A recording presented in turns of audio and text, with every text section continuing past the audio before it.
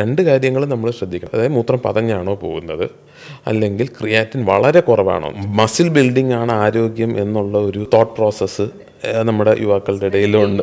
അതാണ് ഇങ്ങനെ കോമൺ ആയിട്ട് സ്പ്രെഡ് ചെയ്ത് വരുന്നത്. അപ്പോൾ ഭൂരിഭാഗം ആൾക്കാരും ചിന്തിച്ചിരിക്കുന്നത് നമുക്ക് കിഡ്നിയുടെ ബുദ്ധിമുട്ട് വരുന്നത് ഈ ഡയബറ്റീസിൻ്റെ മരുന്ന് കഴിച്ചിട്ടാണെന്നുള്ളത്. കോള കളേർഡ് യൂറിൻ അല്ലെങ്കിൽ റെഡ് കളേർഡ് യൂറിൻ, ഈ രണ്ട് കാര്യത്തിൽ നിർബന്ധമായും ഡോക്ടറെ കണ്ടിരിക്കണം. ഡയാലിസിസ് എന്നുള്ളൊരു മൊഡാലിറ്റി അപേക്ഷിച്ച് വെച്ച് നോക്കുമ്പോൾ ട്രാൻസ്പ്ലാന്റ് തന്നെയാണ് far better than dialysis. Peritoneal dialysis എന്ന് പറഞ്ഞ് നമുക്ക് വീട്ടിൽ വെച്ച് ചെയ്യാൻ പറ്റുന്ന ഒരു ടൈപ്പ് ഓഫ് ഡയാലിസിസ് ഉണ്ട്. അത് ആരും എക്സ്പ്ലോർ ചെയ്യുന്നില്ല. കുട്ടികളുടെ യൂറിനറി ഹെൽത്ത് നമ്മൾ പലപ്പോഴും പല മാതാപിതാക്കളും അങ്ങ് ഇഗ്നോർ ചെയ്ത് പോകാറാണ് പതിവ്. അനന്തമായിട്ട് ഈ കാൽഷ്യം ടാബ്ലറ്റ് എടുത്തുകൊണ്ട് പോകുന്നത് ശരിയല്ല. കാരണം ഹൈപ്പർ കാൽസീമിയ, അതായത് ഒരുപാട് കാൽഷ്യം ടാബ്ലറ്റ്സ് ഹൈ ലെവൽസ് കഴിക്കുമ്പോൾ തന്നെ കിഡ്നിയിലോട്ടുള്ള രക്തഓട്ടക്കുറവ്, കിഡ്നി എനിക്കിനി ജോലി ചെയ്യാൻ വയ്യ എന്നുള്ളൊരവസ്ഥ നമ്മളെ കാണിക്കും.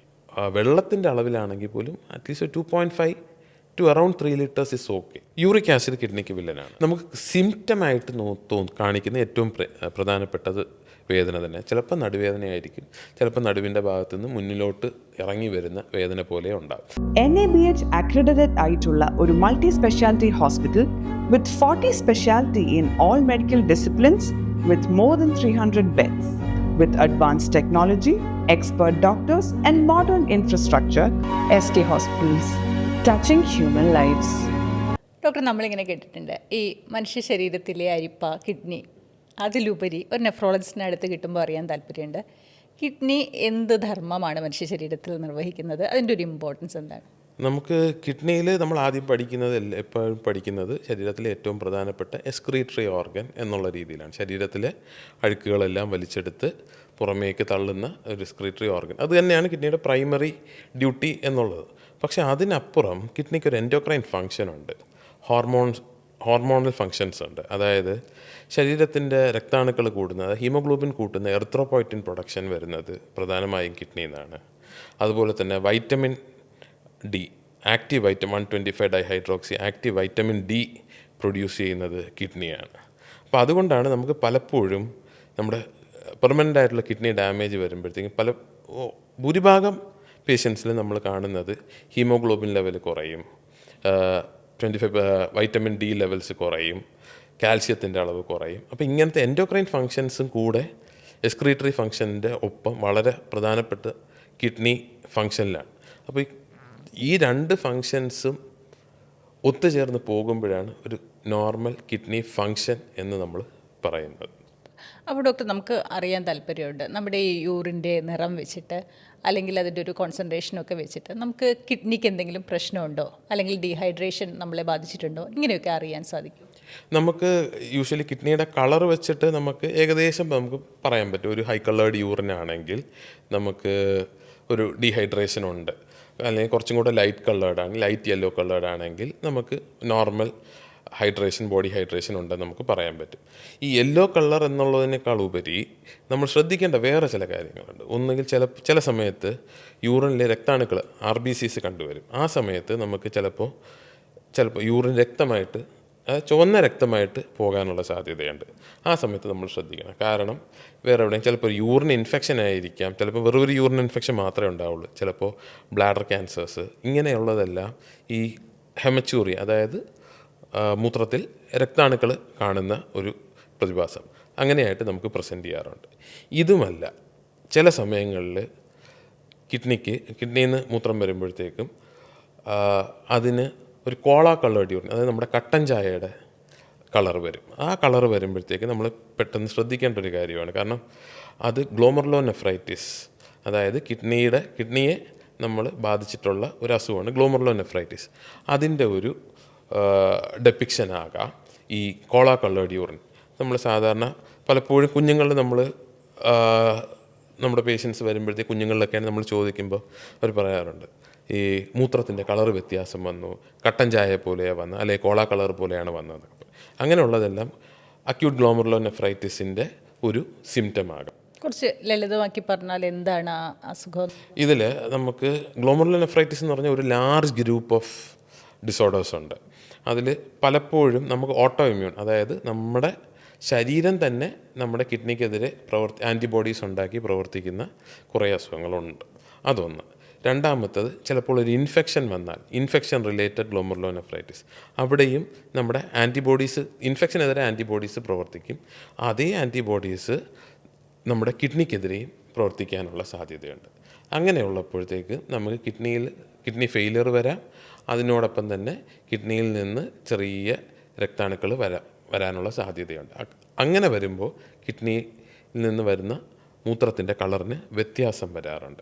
അപ്പോൾ ഈ രണ്ട് കാര്യങ്ങൾ നമ്മൾ ഉടനടി ഇവാലുവേറ്റ് ചെയ്ത് നമുക്കത് എന്താണ് ഈ മൂത്രത്തിൻ്റെ കളറ് വ്യത്യാസം എന്നുള്ളത് നമ്മൾ അറിഞ്ഞേ പറ്റൂ. ഓക്കെ ഡോക്ടർ, അപ്പം നമ്മൾ ഇങ്ങനെ സാധാരണ പറയാറുണ്ട് മൂത്രത്തിൻ്റെ കളറ് വ്യത്യാസം ഉണ്ടെങ്കിൽ നന്നായി ഒന്ന് വെള്ളം കുടിച്ചാൽ മതി എന്നുള്ളതുണ്ട്. പക്ഷേ ഏതവസ്ഥയിലാണ് നമ്മൾ ഡോക്ടറെ കാണണം എന്ന് സ്പെസിഫിക്കായി പറയണമെങ്കിൽ എന്തായിരിക്കും? ഞാൻ അവസാനം പറഞ്ഞ രണ്ട് കാര്യങ്ങൾ, അതായത് കോള കളേർഡ് യൂറിൻ അല്ലെങ്കിൽ റെഡ് കളേർഡ് യൂറിൻ, ഈ രണ്ട് കാര്യത്തിൽ നിർബന്ധമായും ഡോക്ടറെ കണ്ടിരിക്കണം. പിന്നെ ഉള്ളത് നമ്മൾ കുറച്ച് ഹൈ കളേർഡ് യൂറിൻ എന്ന് പറയും, അതായത് ഒരു കടും മഞ്ഞ കളറോ അങ്ങനെ എന്തെങ്കിലും. ചില അവസരങ്ങളിൽ നമുക്ക് മഞ്ഞപ്പിത്തം ബാധിക്കുമ്പോൾ കണ്ണ് മഞ്ഞ ആകുന്നതിനോടൊപ്പം നമ്മുടെ മൂത്രത്തിൻ്റെ മഞ്ഞ കളറും കൂടെ, ബിലിറൂബിൻ എക്സ്ക്രീഷൻ കൂടുതൽ വരുമ്പോൾ മൂത്രത്തിന് മഞ്ഞ കളറ് കാണാൻ സാധിക്കും. ഇപ്പോൾ ഈ അവസരങ്ങളിലെല്ലാം നമ്മൾ നിർബന്ധമായും ഡോക്ടറെ കണ്ടേ പറ്റുള്ളൂ.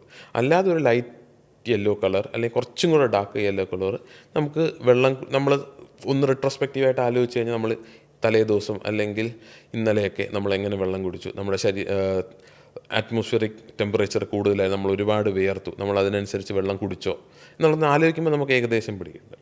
അല്ലാതെ ഉള്ള ബാക്കി പറഞ്ഞ എല്ലാ കാര്യത്തിനും നമ്മൾ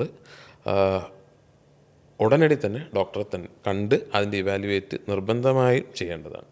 ഡോക്ടർ, അതുപോലെ നമ്മൾ കിഡ്നിയെ വേണ്ടിടത്തും വേണ്ടാത്തിടത്തും ഒക്കെ പിടിച്ചിടുന്ന കണ്ടിട്ടുണ്ട്. ഇപ്പോൾ ഫോർ എക്സാമ്പിൾ നമ്മൾ പറയാറുണ്ട് ഡയബറ്റീസിന് മരുന്ന് കഴിച്ചാൽ കിഡ്നിയെ ബാധിക്കുമെന്ന് കേട്ടിട്ടുണ്ട്. അല്ല, ഡയബറ്റീസിൻ്റെ മരുന്നിൻ്റെ സൈഡ് എഫക്ട്സ് ആയിട്ട് കിഡ്നിയെ ബാധിക്കും, അങ്ങനെ കേട്ടിട്ടുണ്ട്. എന്താണ് ശരിക്കും ഈ പ്രമേഹവും കിഡ്നിയും തമ്മിലുള്ള ബന്ധം?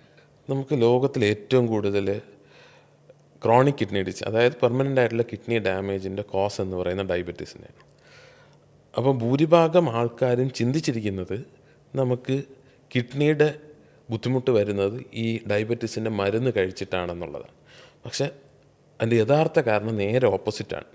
മരുന്ന് കഴിക്കാതാകുമ്പോൾ ശരീരത്തിൽ ഷുഗറിൻ്റെ അളവ് കൂടുകയും കിഡ്നി സാധാരണ ജോലി എടുക്കുന്നതിനേക്കാളും ഒരുപാട് കൂടും. അതായത് ഹൈപ്പർ ഫിൽട്രേഷൻ നടത്തി കുറേ കാലം ഇങ്ങനെ ഹൈപ്പർ ഫിൽട്രേഷൻ നടത്തി കിഡ്നി ഡാമേജ് ആവും. അതായത് നമ്മളൊരു സാധാരണ ആൾ എപ്പോഴാണെങ്കിലും ഒരുപാട് നാൾ തുടർച്ചയായിട്ട് ഒരു എക്സസൈസായിട്ട് ജോലി ചെയ്യുമ്പോൾ തളരുന്നത് പോലെ തന്നെയാണ് കിഡ്നി. അത് ഒരുപാട് നാൾ അങ്ങനെ വരുമ്പോഴത്തേക്കും കിഡ്നി ഫെയിലിയറാണ്. കിഡ്നി ഫെയിലിയറായി കഴിയുമ്പോൾ നമുക്ക് തുടക്കത്തിൽ ക്രിയാറ്റിൻ അളവൊന്നും കൂടില്ല. നമുക്കത് എപ്പോഴാണ് ശ്രദ്ധിക്കുന്നതെന്ന് വെച്ച് കഴിഞ്ഞാൽ കിഡ്നിയുടെ ഏകദേശം ഒരു 40-50% ഡാമേജ് വന്നു കഴിഞ്ഞാൽ മാത്രമേ ക്രിയാറ്റിൻ ലെവൽ കൂടുകയുള്ളൂ. അപ്പോൾ അതുവരെ നമ്മുടെ ശരീരത്തിൽ വലിയ വ്യത്യാസങ്ങളൊന്നും കാണില്ല. വേറൊരു കാര്യം, ഈ ഡയബറ്റീസ് ഉള്ളവർക്ക് നമ്മൾ ശ്രദ്ധിക്കേണ്ട മൂത്രത്തിൽ കൂടെ പ്രോട്ടീൻ പോകുന്നുണ്ടോ, അതായത് മൂത്രം പതഞ്ഞു പോകുന്നുണ്ടോ എന്നുള്ളത് ആണ് നമ്മൾ ശ്രദ്ധിക്കേണ്ടത്. അങ്ങനെ ചെയ്യുമ്പോഴത്തേക്കും നമ്മൾ സാധാരണ റുട്ടീൻ യൂറിൻ എക്സാമിനേഷൻ ചെയ്താൽ മതി. അതിൽ നമുക്ക് പ്രോട്ടീൻ്റെ അളവ് എത്രയാണെന്നൊക്കെ അറിയാൻ പറ്റും. അങ്ങനെ ഉണ്ടെങ്കിൽ നമുക്ക് ഏകദേശം ഒരു ധാരണയിലെത്താൻ പറ്റും ശരീരത്തിലെ ഷുഗറിൻ്റെ അളവ് കിഡ്നിയെ ബാധിച്ച് തുടങ്ങിയിട്ടുണ്ടോ ഇല്ലയോ. കാരണം ആദ്യത്തെ ഒരു സ്റ്റെപ്പാണ് നമുക്ക് മൂത്രത്തിൽ കൂടെ പ്രോട്ടീൻ ലീക്കായി പോകുന്നത്. അതൊന്ന്. രണ്ടാമത്തത്, പല ആൾക്കാരും വർഷങ്ങളായിട്ട് കിഡ്നിയുടെ അസുഖം ഉണ്ടാവും. പക്ഷേ ഷുഗർ ഒന്നും കൺട്രോൾ ആയിരിക്കും. അവരോട് ഞാൻ ചോദിക്കും, ഇതെങ്ങനെയാണ് നിങ്ങൾ ഫ്രീക്വൻ്റായിട്ട് നോക്കാറുണ്ട്? ഞങ്ങൾ ഫ്രീക്വൻ്റായിട്ട് നോക്കാറുണ്ട് സാർ, ഒരു കുഴപ്പമില്ല, നമുക്ക് എൻ്റെ ക്രിയാറ്റിൻ 0.5, 0.4 അങ്ങനെയൊക്കെയാണെന്ന് പറയും. അപ്പം അവർ വിചാരിക്കുന്നത് ഈ 0.4, 0.5 ഒക്കെ വരുമ്പോഴത്തേക്ക് എല്ലാം നോർമലാണെന്ന് അവരുടെ. പക്ഷേ അത് ചില സമയങ്ങളിൽ ഫസ്റ്റ് സ്റ്റേജ് ഓഫ് കിഡ്നി ഡിസീസാണ്. അതായത് ഹൈപ്പർ ഫിൽട്രേഷൻ വരും. കിഡ്നി ഇങ്ങനെ വർക്ക് ചെയ്തുകൊണ്ടേയിരിക്കുമ്പോഴത്തേക്കും ശരീരത്തിലെ മാക്സിമം ക്രിയാറ്റിനും നമ്മൾ പുറത്തോട്ട് തള്ളിവിടാൻ കിഡ്നി നോക്കും. അങ്ങനെ തള്ളിവിടുമ്പോൾ ബാക്കി വരുന്ന ലെവൽസ് കുറവായിരിക്കും. അപ്പോൾ ഇനിഷ്യലി ക്രിയാറ്റിൻ ലെവൽ വളരെ കുറവാണെങ്കിൽ നമ്മൾ അതും ശ്രദ്ധിക്കണം. കാരണം അത് ഹൈപ്പർ ഫിൽട്രേഷൻ്റെ ഒരു സൈനാണ്. അപ്പോൾ ഈ രണ്ട് കാര്യങ്ങൾ നമ്മൾ ശ്രദ്ധിക്കണം. അതായത് മൂത്രത്തിൽ കൂടെ പ്രോട്ടീൻ പോകുന്നുണ്ടോ, അതായത് മൂത്രം പതഞ്ഞാണോ പോകുന്നത്, അല്ലെങ്കിൽ ക്രിയാറ്റിൻ വളരെ കുറവാണോ. ചില സന്ദർഭങ്ങളിൽ ഭൂരിഭാഗം ആൾക്കാർ ഇതിനെ ഡിപ്പെൻഡ് ചെയ്തിരിക്കും, ക്രിയാറ്റിൻ ഓക്കെയാണ് എന്ന് പറഞ്ഞ് അങ്ങ് പോവും. പക്ഷേ ഇതെല്ലാം ഏർലി സൈൻസാണ്. നമ്മൾ എത്രയും പെട്ടെന്ന് ഇതിനെ പിക്കപ്പ് ചെയ്യുന്നോ അത്രയും നന്നായിട്ട് നമുക്ക് ഈ ഡിസീസ് പ്രോഗ്രഷനെ തടയാൻ പറ്റും. ഡോക്ടർ, ഇത് കേട്ടപ്പോൾ ഉള്ളൊരു സംശയമാണ്. ഞാനൊക്കെ വിചാരിച്ചേക്കുന്നത് നമ്മളൊരു എന്താ പറയുക ബ്ലഡ് ചെക്കിൽ ക്രിയാറ്റിൻ്റെ അളവാണ് നമ്മുടെ കിഡ്നി ഹെൽത്തിനെ മനസ്സിലാക്കിച്ച് തരുന്നത് എന്നുള്ളതാണ് ഒരു സാധാരണ അറിവ്. അപ്പോൾ ഈ ക്രിയാറ്റിൻ്റെ അളവ് തന്നെയാണ് മാത്രം മതിയോ? ഡോക്ടർ പറഞ്ഞു കേട്ടപ്പോൾ ഒരു ഇല്ല, ക്രിയാറ്റിൻ എന്ന് പറയുന്നത് നമുക്ക് ബേസിക്കലി നമ്മുടെ മസിലിൽ നിന്ന് പ്രൊഡ്യൂസ് ചെയ്യുന്നൊരു സാധനം. അത് നമ്മുടെ കിഡ്നിയുടെ പ്രവർത്തനത്തിന് ഒരുപാട് ബയോമാർക്കേഴ്സ് ഉണ്ട്. അതിലൊന്ന് മാത്രമാണ് ക്രിയാറ്റിൻ. എന്തുകൊണ്ട് നമ്മൾ ക്രിയാറ്റിനെ തിരഞ്ഞെടുത്തു എന്ന് പറഞ്ഞു കഴിഞ്ഞാൽ നമുക്ക് ഫ്രീലി അവൈലബിൾ ആണ്, നമുക്ക് ഒരുപാട് പൈസ ചിലവാകുന്നില്ല. അത് നോക്കാൻ വേണ്ടി നമുക്ക് നോക്കിക്കഴിഞ്ഞാൽ പെട്ടെന്ന് അതിൻ്റെ റിപ്പോർട്ട് കിട്ടും. അങ്ങനത്തെ ഒരുപാട് ഫാക്ടേഴ്സ് ഇൻക്ലൂഡഡ് ആയതുകൊണ്ടാണ് നമ്മൾ ക്രിയാറ്റിൻ നോക്കുന്നത്. അല്ലാതെ ഇപ്പോൾ ഈ ഇടയൊക്കെ ആയിട്ട് നമുക്ക് സിസ്റ്റാറ്റിൻ സി എന്നും പറഞ്ഞ് പുതിയൊരു മാർക്കർ, ക്രിയാറ്റിനെ പോലെ തന്നെ കുറച്ചും കൂടെ ഒരു ബെറ്റർ മാർക്കറാണ്. പക്ഷേ ഇപ്പോഴും നമ്മുടെ ഇടങ്ങളിൽ പല ആൾക്കാരും ഇടയ്ക്ക് കുറച്ച് ആൾക്കാർ നോക്കാറുണ്ട്. പക്ഷെ അതിൻ്റെ വില വളരെ കൂടുതലാണ്. അപ്പോൾ നമുക്കിപ്പോഴും അതൊരു റിസർച്ച് മോളിക്യൂളായിട്ടാണ് നമ്മൾ പലപ്പോഴും ആൾക്കാർ കാണുന്നത്. എന്നാലും ചില ആൾക്കാർ ഒരുപാട് വീഡിയോസൊക്കെ കണ്ട് ചില ആൾക്കാർ സിസ്റ്റാറ്റിൻ സി നോക്കിയിട്ട് വരുന്നത് നമ്മൾ കാണാറുണ്ട് ഒ പിയിൽ. അപ്പോൾ നമ്മൾ വിചാരിക്കും ഇവർ തീരെ ആർക്കും അറിവില്ലാത്തത് കൊണ്ടാണ്, കിഡ്നിയുടെ പ്രവർത്തനത്തിന് ഉള്ള ആരും ശ്രദ്ധിക്കാത്തത് കൊണ്ടാണ് നമുക്ക് ഈ ബുദ്ധിമുട്ടുകളൊക്കെ വരുന്നത്. അങ്ങനെയല്ല, കുറച്ച് ആൾക്കാർ വളരെയധികം ശ്രദ്ധിക്കുന്നുണ്ട്. പക്ഷേ ഈ ശ്രദ്ധ എന്ന് പറയുന്നത് ഫോക്കസ് കൊടുക്കുന്നത് റോങ് ഏരിയയിലായി പോകുന്നത് കൊണ്ടാണ് നമുക്ക് ഇത്രയധികം ബുദ്ധിമുട്ടുകൾ വരുന്നത്. അപ്പോൾ ക്രിയാറ്റിൻ എന്ന് പറയുന്നത് ജസ്റ്റ് ഒരു മാർക്കർ മാത്രമാണ്, നമുക്കിപ്പം വൈഡ്ലി അവൈലബിൾ ആയിട്ടുള്ള മാർക്കർ. പക്ഷേ അതല്ലാതെ തന്നെ പ്രോട്ടീൻ ലീക്ക് വളരെ ഇമ്പോർട്ടൻ്റ് ആണ്. പലപ്പോഴും ആൾക്കാർ വന്ന് പറയുന്നത്, സാറേ ഞങ്ങൾ മൂത്രം ഒഴിക്കുമ്പോൾ പതയുണ്ട്. അങ്ങനെ ആകുമ്പോഴത്തേക്ക് നമ്മൾ ആദ്യം ചെയ്യുന്നത് ഒരു നോർമൽ റുട്ടീൻ യൂറിൻ എക്സാമിനേഷൻ ചെയ്ത് കഴിഞ്ഞാൽ നമുക്കറിയാൻ പറ്റും അതിൽ പതയുണ്ടോ ഇല്ലയെന്ന്. രണ്ടാമത്തെ കാര്യം, ആ പതയെ നമുക്ക് ക്വാണ്ടിഫൈ ചെയ്യാൻ പറ്റും, അത് എത്രത്തോളം പ്രോട്ടീൻ അതിലുണ്ട് എന്നുള്ളത് അറിയാൻ പറ്റും. ലെസ് ദാൻ 30 മില്ലിഗ്രാം എന്ന് പറയുന്നത് നോർമലാണ്. ഇപ്പോൾ പൊതുവേ ഒരു ട്രെൻഡാണ്, എല്ലാവരും നോക്കിയിട്ട് സാറേ യൂറിൻ മൈക്രോ ആൽബുമിൻ നോക്കിയിട്ട് വന്നു, ഇത് കൂടുതലാണല്ലോ എന്ന് പറയുന്നത്. അപ്പം ജസ്റ്റ് ഒരു മൈക്രോ ആൽബുമിൻ അല്ല അതിൻ്റെ കറക്റ്റായിട്ടുള്ള അളവ്. യൂറിൻ ആൽബുമിൻ ക്രിയാറ്റിൻ റേഷ്യോ ഇത് നോക്കണം. അല്ലെങ്കിൽ ഗോൾഡ് സ്റ്റാൻഡേർഡ് ആയിട്ടുള്ള 24 മണിക്കൂറത്തെ യൂറിൻ നമ്മൾ പിടിച്ച് വെച്ച് അത് നമ്മൾ ലാബിൽ കൊടുത്ത് ടെസ്റ്റ് ചെയ്യണം. അല്ലെങ്കിൽ ഏറ്റവും എളുപ്പം യൂറിൻ ആൽബുമിൻ ക്രിയാറ്റിൻ റേഷ്യോ നോക്കാം. ഇത് നോക്കുമ്പോഴത്തേക്ക് നമുക്ക് ഏകദേശം ഒരു ഐഡിയ കിട്ടും നമ്മുടെ മൂത്രത്തിൽ എത്രത്തോളം പ്രോട്ടീൻ പോകുന്നുണ്ട്. അതൊരു കാര്യം. രണ്ടാമത്തെ കാര്യം, പലരും വരുന്നത് മൂത്രം ഒഴിക്കുമ്പോൾ പതയുന്നുണ്ട്, ഫ്ലഷ് ചെയ്താലും പത പോകുന്നില്ല. പക്ഷെ നമുക്ക് യൂറിൻ നോക്കുമ്പോൾ അല്ലെങ്കിൽ യൂറിൻ ടെസ്റ്റ് നോക്കുമ്പോൾ അതിൽ പ്രോട്ടീനിൻ്റെ അളവ് ഒരു നോർമൽ ലെവലിലേ ഉണ്ടാവുകയുള്ളൂ. അല്ലെങ്കിൽ യൂറിൻ ആൽബുമിൻ ട്രേസ് അല്ലെങ്കിൽ നോട്ട് ഡിറ്റക്റ്റഡ് എന്ന് വരും.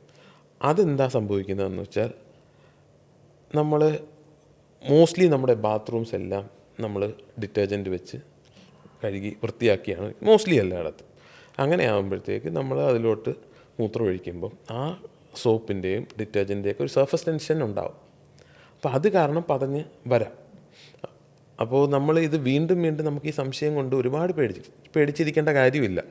നമ്മുടെ പേടി മാറണമെങ്കിൽ ജസ്റ്റ് ഒരു റുട്ടീൻ യൂറിൻ ഒന്ന് ചെയ്ത് നോക്കിക്കഴിഞ്ഞാൽ നമുക്കതിൽ എന്താണെന്നുള്ളത് അറിയാൻ പറ്റും. അല്ല വീണ്ടും ടെൻഷൻ അടിക്കേണ്ട കാര്യമില്ല. ഒരു റുട്ടീൻ യൂറിൻ ചെയ്യുക, ഓക്കെ ആണെങ്കിൽ, പ്രോട്ടീൻ ഇല്ലെങ്കിൽ ദാറ്റ് ഈസ് ഓക്കെ, അത്രയേ ഉള്ളൂ.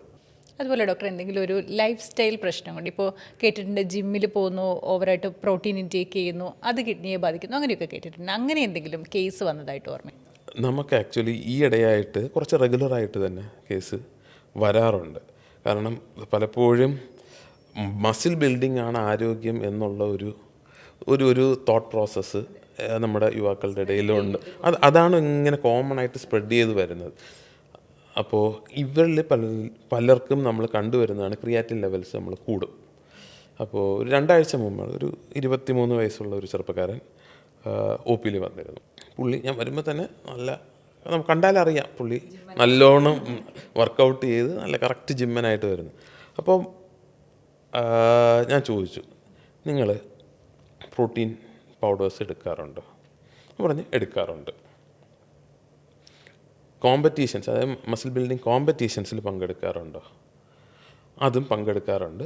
സീസൺ ആകുമ്പോഴത്തേക്കും അവർ കുറേ കൂടെ സ്ട്രിക്റ്റായിട്ട് വാട്ടർ ഡയറ്റൊക്കെ നോക്കി പങ്കെടുക്കാറുണ്ട്. അപ്പം എൻ്റെ ക്രിയാറ്റിൻ നോക്കിയപ്പോഴത്തേക്കും 1.5 ആണ്, അതായത് എബോവ് ദ നോർമൽ റേഞ്ച്. എന്തായാലും 1.5 എബോവ് ദ നോർമൽ റേഞ്ച്. അപ്പോൾ നമ്മൾ മനസ്സിലാക്കേണ്ട ഒരു സാധനം, നമ്മൾ ഈ പയ്യൻ്റെ പ്രോട്ടീൻ്റെ അളവ് എത്രയാണ് എടുക്കുന്നതെന്ന് പറയുന്നത്. രാവിലെ 10 എഗ് വൈറ്റ്, ഉച്ചയ്ക്ക് 10 എഗ് വൈറ്റ്, രാത്രി 10 എഗ് വൈറ്റ്. ഇതിൻ്റെ പുറമെ ചിക്കൻ ബ്രസ്റ്റ്, പ്രോട്ടീൻ സപ്ലിമെൻറ്റ്സ്, വേ പ്രോട്ടീൻ. അതായത് ഓൾമോസ്റ്റ് കാൽക്കുലേറ്റ് ചെയ്ത് നോക്കും, ഒരു ദിവസം 200 ഗ്രാം പ്രോട്ടീനാണ് പുള്ളി കഴിച്ചുകൊണ്ടിരുന്നത്. അത് കുറേ നാളായിട്ട്. ഇതിനിടയിൽ മസിൽ ബിൽഡിങ്ങിനായിട്ട് സ്റ്റിറോയിഡ് ഇഞ്ചെക്ഷൻസും ബാക്കി കാര്യങ്ങൾ യൂസ് ചെയ്യുന്നുണ്ട്.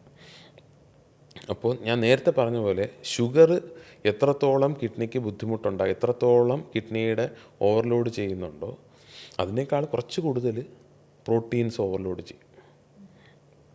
കിഡ്നിയെ കൊണ്ട് പണിയെടുപ്പിച്ച് അതിനെ ചീത്താക്കുക എന്ന് പറയുന്നതാണ് ഈ ഓവർലോഡിങ് ഓഫ് പ്രോട്ടീൻ. ഒരു മനുഷ്യന് ആവശ്യമുള്ളത് 60 ഗ്രാം പ്രോട്ടീൻ. അതിൻ്റെ അപ്പുറം അതിൻ്റെ ആവശ്യം ശരീരത്തിനില്ല. അപ്പം അതുവരെ നമുക്ക് എടുക്കാം.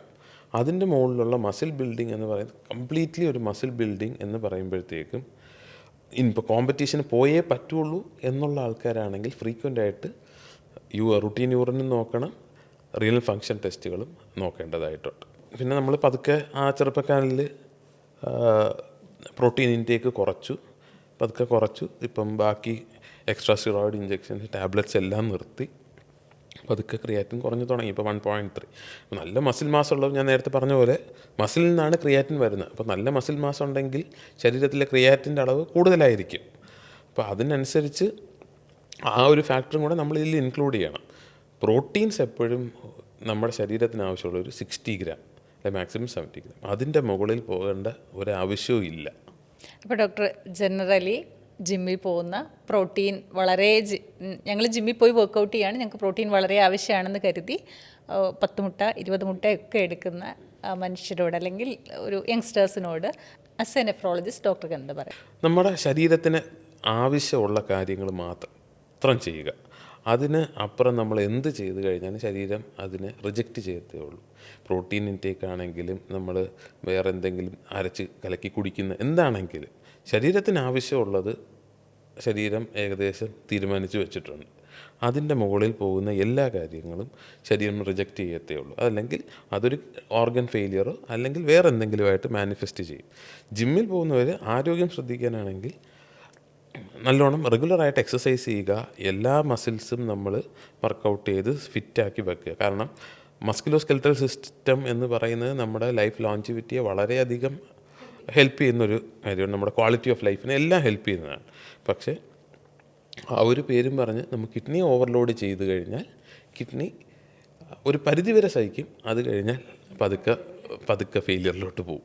ഡോക്ടർ, അതുപോലെ അറിയാൻ താല്പര്യമുണ്ട്. ഇപ്പോൾ ചെറിയ തലവേദനയൊക്കെ വരുമ്പോൾ ഞങ്ങൾ പാരസെറ്റാമോളൊക്കെ കഴിക്കുമ്പോൾ ഈ പാരൻസൊക്കെ പറയും ഇങ്ങനെ കഴിക്കരുതേ, കിഡ്നിയെ ബാധിക്കുമെന്ന്. അതുപോലെ തന്നെ ഈ ചില നാട്ടുമരുന്നുകൾ, പച്ചമരുന്നുകൾ ഇതൊക്കെ കുടിച്ചും കണ്ടിട്ടുണ്ട്.